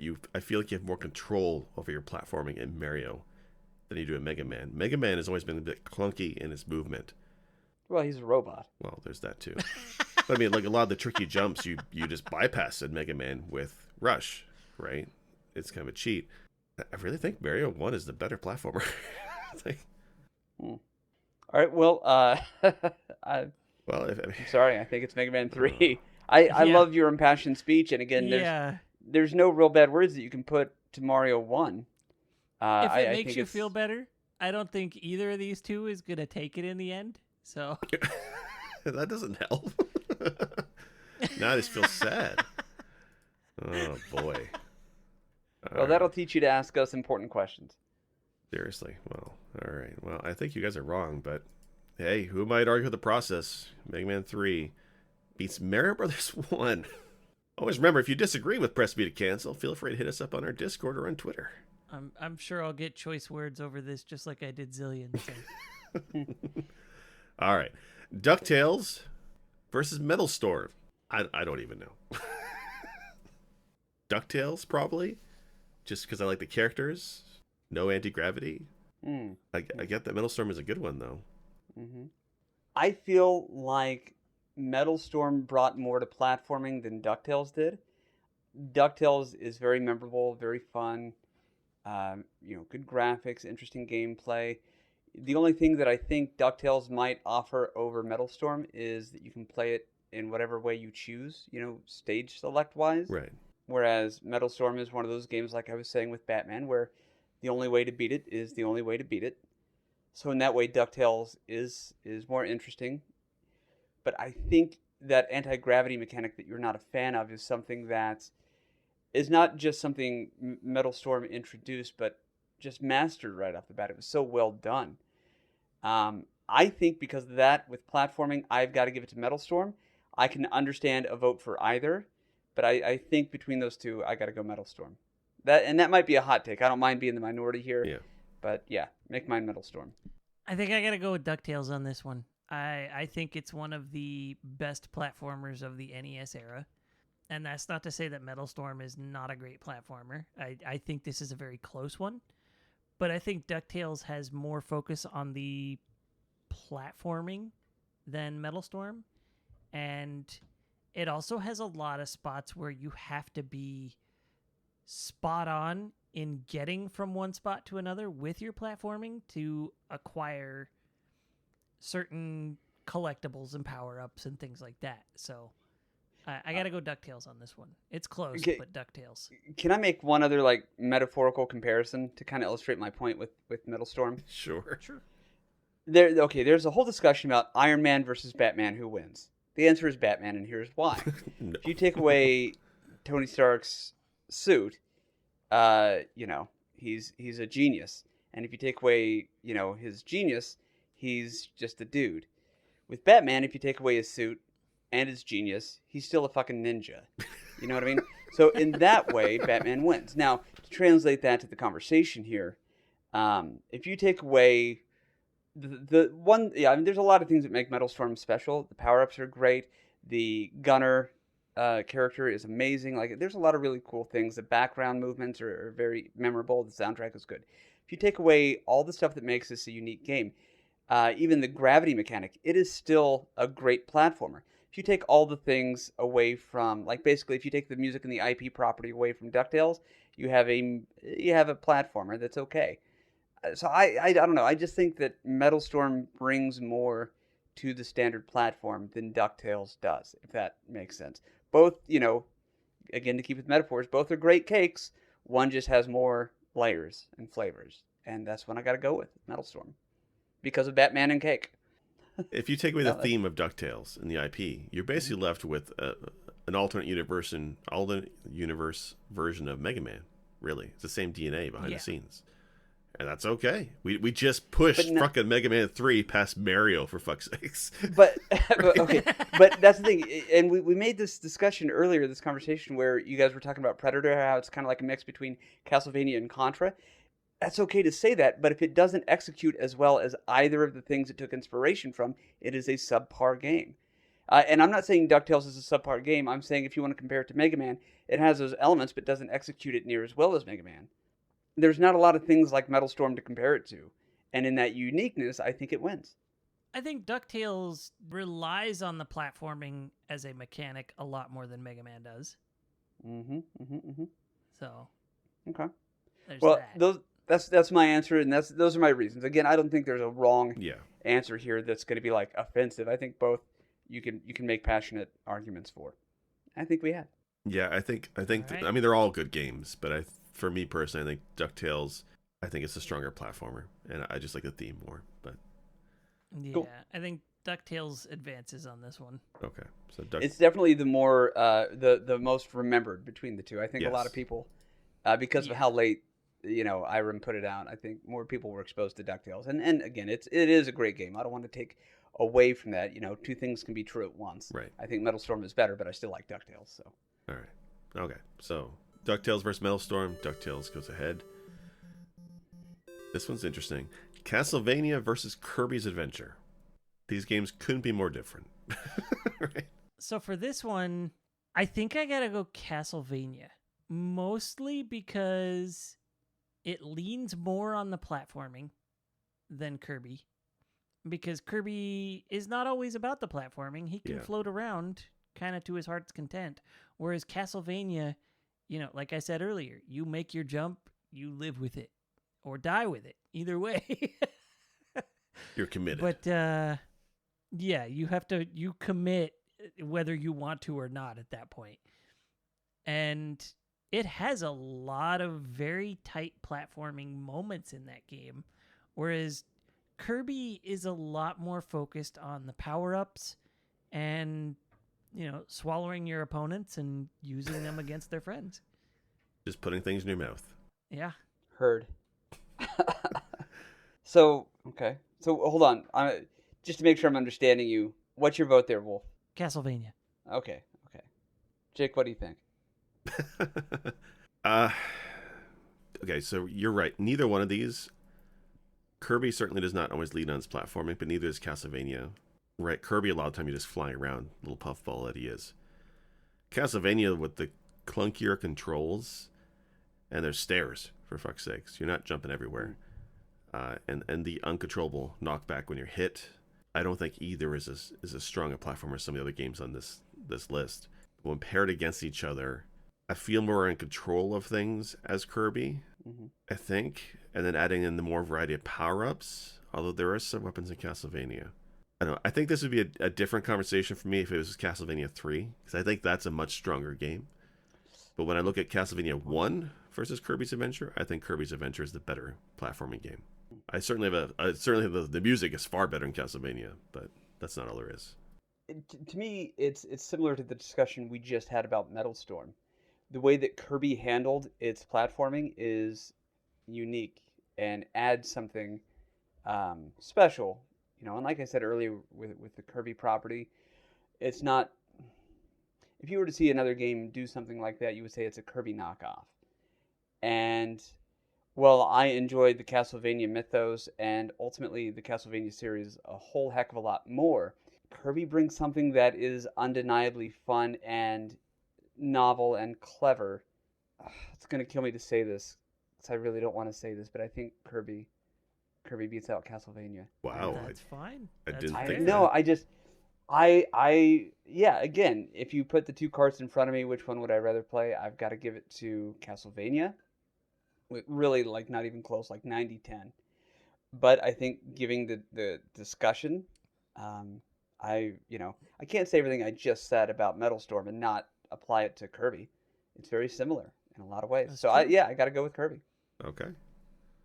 All right. Kirby versus Kirby Castlevania. takes that round. Yeah. All right. Yeah, plot twist, right? Yeah, seriously. What a twist. Super Mario Brothers 3 versus Ninja Gaiden. Oh, the heavy hitters. Yeah. I like Ninja Gaiden, but again, much as my arguments for Mario Brothers 1, like Mario Brothers is the platforming IP and franchise, right? It's the one. It's like defining. And just add in the multiple worlds with very varied backgrounds, from desert to lava pits and giant world and desert world, and there's warps, and it'd be a freaking frog. I mean, I think it's gotta be Mario Bros. 3. As fun as wall jumping and flipping out like a ninja is in Ninja Gaiden, I think Mario Bros. 3 for me. What say you, Wolf? Let me paint you a picture. We played through The Messenger last year. Yeah, we did. And The Messenger has so much that you're like, this is basically an updated Ninja Gaiden, right? Mm-hmm. And then you go back and you play Ninja Gaiden. Yeah. And it's such a letdown. It's clunky, and sometimes the platforming doesn't go as you'd expect it to. Sometimes you get tossed off a cliff by an enemy just because it was unfair timing on a jump, but that was like, it's the only way to advance, and you still got screwed. Yeah. And then Mario Brothers 3 has so many massive levels that approach platforming in so many ways. And, it's got vertical levels, it's got horizontal levels, it's got auto scrollers, it's got just, you name it. Mario 3 basically did it. I got to give this to Mario 3. Okay, so at this point, it doesn't matter what I say. Mario 3 is advancing. No, it matters. for I'm curious history. what you had to say, though. Mario 3 is going to win. I love Ninja Gaiden. Do the speed runs. I'm trying to get good at it. I think Ninja Gaiden is either one of these could have been made. I think an argument could have been made for them to win the whole thing. So it's a shame that they're not the final showdown. But yeah, I think Mario 3 has to win. Ninja Gaiden has such an iconic and kind of gothic aesthetic to it. The soundtrack is good. It is such a tight game when it comes to the controls. And in those ways, the soundtrack and tightness of the controls, I would have given it to Ninja Gaiden. But I think, again, not to just continuously beat this into the ground, but the only way to beat Ninja Gaiden is the only way to beat Ninja Gaiden. That said, you can have sub-weapons. I understand that. So there is a variety of play there. But, Mario 3 is one of the best examples of testing a cart and filling it up, not arbitrarily like Mega Man 3, to its capacity. Every bit of Mario 3, even if you have stages that you don't care for, ice worlds, water levels, they're still very well done. And I like everything Jake had said earlier. Each one of those worlds has some redeeming qualities.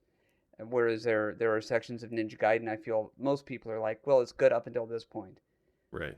Or, there's this point here that I don't care for. So I think we got to give it to Mario 3. But again, much love for Ninja Gaiden. What a great franchise that is as well. So I would have actually preferred this to be the final showdown, but that's not how it happened, and Mario 3 advances, it looks like. No, that's just how the randomizer rolls. Yeah. All right, so now I'm not sure it's semifinals, but it's next round. Rockin' Cats versus Panic Restaurant. I think I've said everything I can say about both. So for that, I'm going to go Rockin' Cats. I'm in the same boat. I got to go Rockin' Cats on this one. But, I mean, it's 6 in one hand, half a dozen in the other. But I think... Yeah, right? Rockin' Cats. Yeah, I think for me as well, Rockin' Cats. Like, the gameplay, I think... I've played this one. It feels really good. And Panic Restaurant doesn't look to have as many options. I like the TV channel aesthetic of Rockin' Cats. I like the music better. I think it's the better game. Not to say Panic Restaurant is bad. It's actually surprisingly a hidden gem, I think, for me at this point. I need to go play it. But definitely Rockin' Cats. Okay. Short, succinct, wonderful. Yeah. Not sure about this pairing. DuckTales versus Mega Man 3. This is really Well, we tough don't for me. say that Mega Man 3 is basically the same bones as DuckTales, do we? We just got done saying DuckTales is a shadow copy of Mega Man. So I think Mega Man 3 has to win this one. Well, but then we look at which is the core gameplay of DuckTales is platforming. The core gameplay of Mega Man is shooting. So DuckTales is the better platformer. Okay, I understand what you're saying, but you could make it through Mega Man 3 without shooting. Like, you could do a pacifist run. Now, granted, you do have to beat bad guys at the end, but you also have to bounce on their head in DuckTales.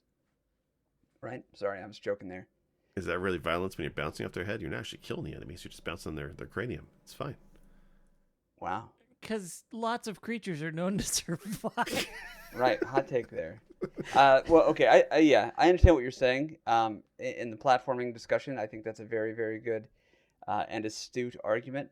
But I got to go Mega Man 3 over DuckTales. I think anything DuckTales does, Mega Man 3 does, plus some. No. What? So, Jake, it sounds like you're loving bird games and you're wanting to cry foul. Oh, funny. Oh, man. Okay.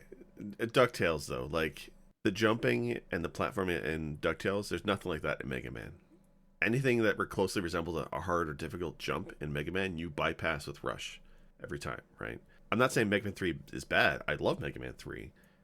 They both have their open concept thing, right? Mega Man, you pick the bosses ahead of time. DuckTales, you pick the world. That's pretty cool. But Mega Man, I think, is more about the rock, paper, scissors gameplay, less about the jumping than DuckTales is. DuckTales, I think, is the better platformer. If this is best game, then I think this would be even harder for me. But I think platformer, I think you DuckTales. may have just convinced me to go DuckTales on this, because there are entire chunks of Mega Man 3 where you just have to ride on Rush, either in his submarine form or as Jet, something like that. And to get the really high jumps, you have to pull down Coil. So I think you just converted me there. Wow. Okay, well, you're wrong, but that's fine. We can we can continue. So DuckTales. DuckTales? DuckTales versus Mega Man 3. DuckTales goes ahead. And Woo! I do want to say I'm shocked. Nobody's more shocked than I am that I'm pulling for Mega Man 3 of all of them. But okay, cool. All right, good. This passionate. That's what this has to be. Oh, Wow. Super Mario Bros. 3. Seriously, wow. Okay, sorry. Yeah, that was definitely that's an interesting one. Yeah. I like Mega Man, and it's weird that Mega Man, in some capacity, is not at the end of this. Mm-hmm. I didn't think DuckTales would make it, but it is a solid game. Anyway, Super Mario Bros. 3 versus Kirby's Adventure. Oh wow. Okay. Those are both really good games. Yeah. They are both really good games. But again, if we're looking at the argument we just made about why Mega Man 3 is not a good platform against DuckTales, there's no way that we could really vote for either of these because, well, if there's a hard pit, you can just get a tail. Or, well, if there's a hard, pit, you can just eat somebody and hover or, swallow some air. So, I mean, I got to go Mario 3, but at this point I'm confused on the rules a little bit. Because, I mean, Rush was an option, so you use it. The things I just mentioned, those power-ups are an option in the other games. So I gotta go Mario 3 on this one too. It's got platforming to the point where you are jumping out of the water to avoid hazards on certain levels. But is the platforming? Yeah, that's fair. I mean, yeah, I agree. Mario 3. They really took platforming to a new level with Mario 3. I see what you're trying to say, GP. I mean, for Mario 3, you don't always have the raccoon tail, right? It's not always something you can always have access to. You always have Rush and Mega Man, or for most of the game you do. If you've beaten that certain point, then yes. The one stage, yeah. But then you always have it, right? Yeah, I mean. But when I look at Kirby's Adventure, you're right that there's no tricky platforming jumps in Kirby necessarily because you just puff up and fly through them. Right. There's tricky spots in Kirby that's usually, I think, combat based or fighting a boss or something, where you're memorizing a pattern. It's not necessarily the jumping part that is difficult or the focus. And again, I think it's just Super Mario Bros. 3 is the platformer. I think Kirby's really good though. I know, but this one's best platformer. Yeah, this one for me is as tight as Rockin' Cats and Panic Restaurant, but for completely different reasons. The Rockin' Cats and Panic Restaurant was like, oh, it's close, but only because who cares? These are both games that I care about and I think, should be in the conversation. Give the edge, obviously, like I think we all said to Mario 3, but it's close. All right. Mario Bros. 3. So we have 3 left. Do we want to just talk about the 3 together and pick the winner of the 3? Sure. All right. So our final 3 is Super Mario Bros. 3, DuckTales, Rockin' Cats. Is this really how it ends? Is this true? Okay, I vote that we just throw Rockin' Cats out. What do you wish was here? What do you think is missing? Mega Man 2. See, I'm about to make a case for Rockin' Cats at least to beat DuckTales, and I'm going to convince you guys why. Give me a moment. Ooh. Yeah, no, give it to me.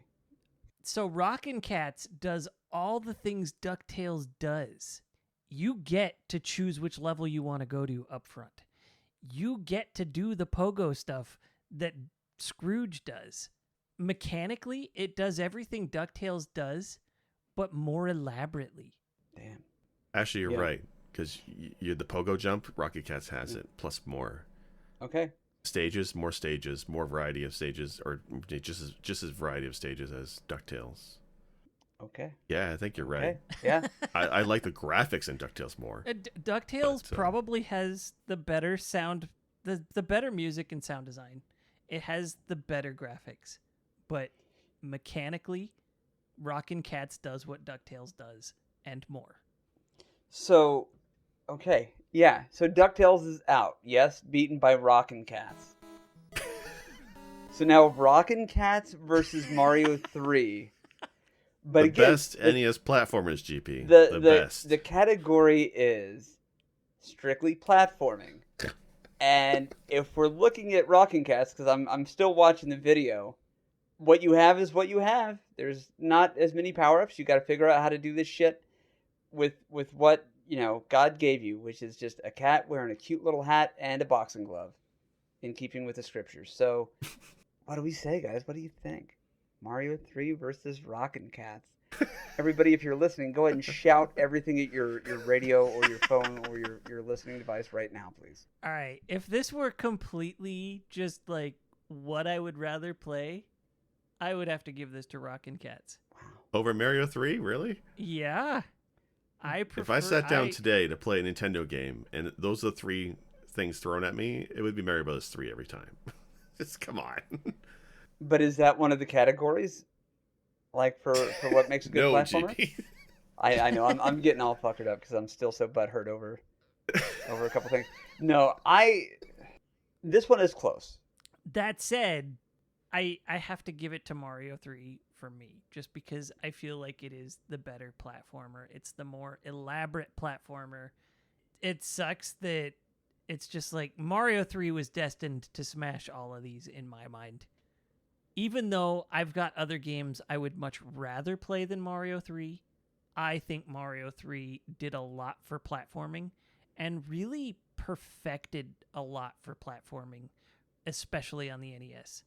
I mean, look at how little they changed from Mario 3 to Mario World on Super Nintendo. Yeah. And then consider that they actually whittled it down to less power-ups to just be, the cape and the fire flower. And then they added Yoshi.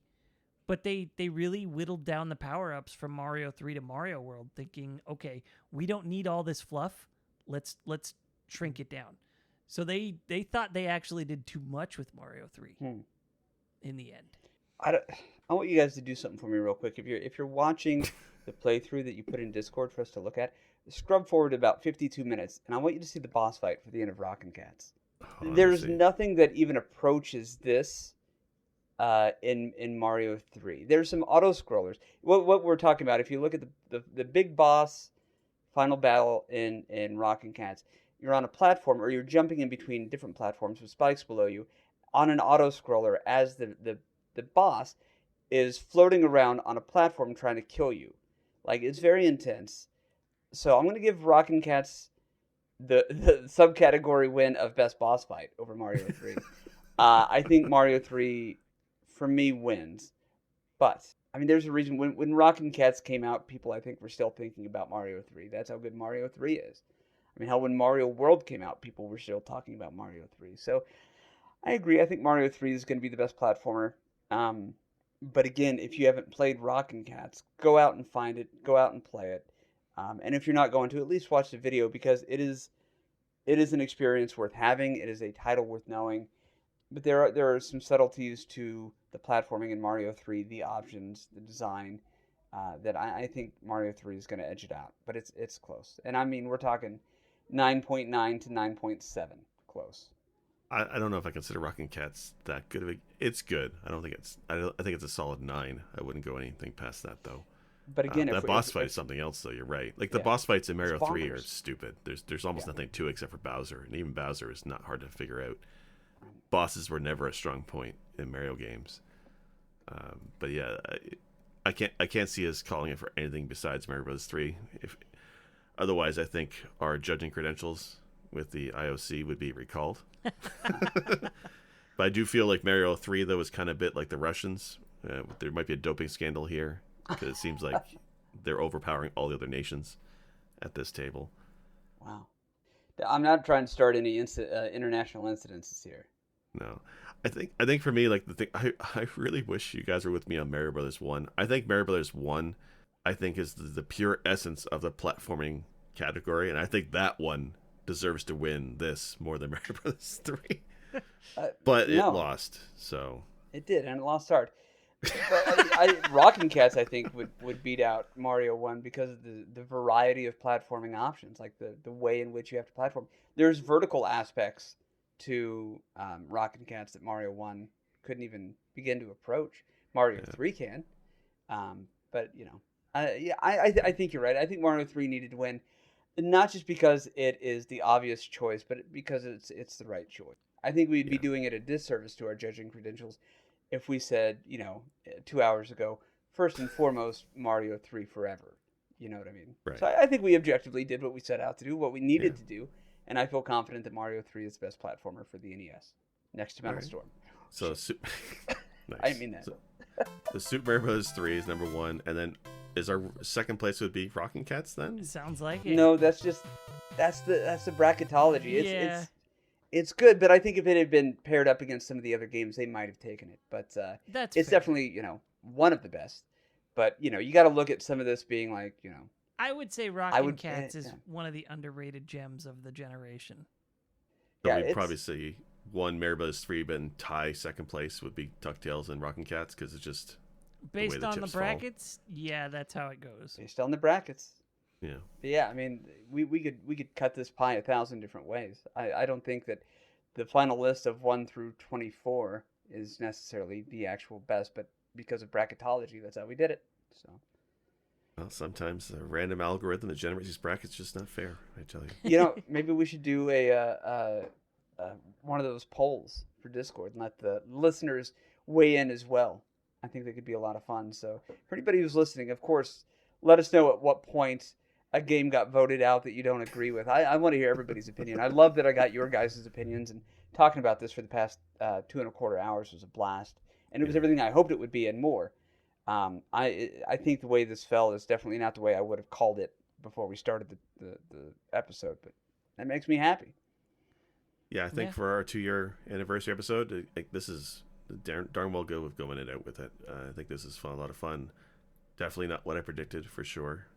And there's games here that I'm thinking back now I wish were part of the list, but unfortunately we had to go with what was submitted, and these are the only platformers that exist. So, Well, and I won't go through the long list of names because A, there's a lot of names, and B, I don't want to forget anybody. But I do want to show a lot of love to not just the people who have downloaded and told their friends about our show, but the people who have been guest hosts and been a part of the channel, history. Again, I don't want to name names for fear of forgetting anybody, but anybody who's been a part of this, thank you so much for giving us a bit of your time. That is the most precious currency that anybody can ever pay another person, and it never goes unnoticed. So thank you for letting this continue on for as long as it has, and thank you guys for being such a big part of my life for the last 2 years. Yeah, and on top of that, it's a little cheesy, but she'll never hear it. But thank you to my wife for putting up with me doing this every Friday. yeah, what people don't realize is every Friday night we're basically taking time away from our families to do this, plus more to work on the podcast stuff, and a lot of work in podcasting. Yeah, But That's fun, though. labor of love, and it's definitely something I look forward to every week. Mhm. Yeah. But yeah, big shout outs to the family of everybody who's been kind enough to lend us their spouses. And let us know if you guys liked listening to this kind of episode. I really would mind doing a few more of these with different genres, and then wrap it up by finishing up the best NES game. I think that would be an interesting conversation. maybe smaller There's brackets. games here that would totally. I think we You need don't, to like, cap spot it at the like game? Like, 16 next time. Yeah, let's verify all the genres are actually correct. I tell you, the lines get blurred, man. They do. That's Genres fair, are but- largely unnecessary, but yeah, I think fighting games would be a fun one to do. But yeah, we'll discuss future brackets. I enjoyed it too. Yeah. All right. Well, again, everybody, if you're listening to this, let us know what you think, and if there's another genre that you think we should tackle, we'd love to hear it. Otherwise, from the last 2 years, and hopefully for several more and more years to come, we are Press B to Cancel. And GP, where can people listen to you or find you? Well, you can find me on twitch.tv/theretrotherapy, or you can find the Retrotherapy's YouTube page or any of our social media platforms as well, Instagram and what am I forgetting? Twitter? Yeah, Twitter. All right. And Wolf, where can people find you? I would be remiss if I didn't say it in this episode. You can find me at WAREWULFF on Twitter and Twitch. Search Google, tell it you meant it, and you'll find me. And yeah, for the last 2 years, I am Sick Jake. No K and Sick. You can find me on Twitch and on Twitter. And I'll be streaming more. And this time, I mean it. Yay! Special thanks for music go to Arthur the Ancient, found on SoundCloud, or The Last Ancient on YouTube. For more episodes, please visit our website, pressbtocancel.com. As well, feel free to like or subscribe at Apple iTunes, Google Podcasts, or anywhere else you like to listen to your favorite shows. As always, thank you. This has been Press B to cancel.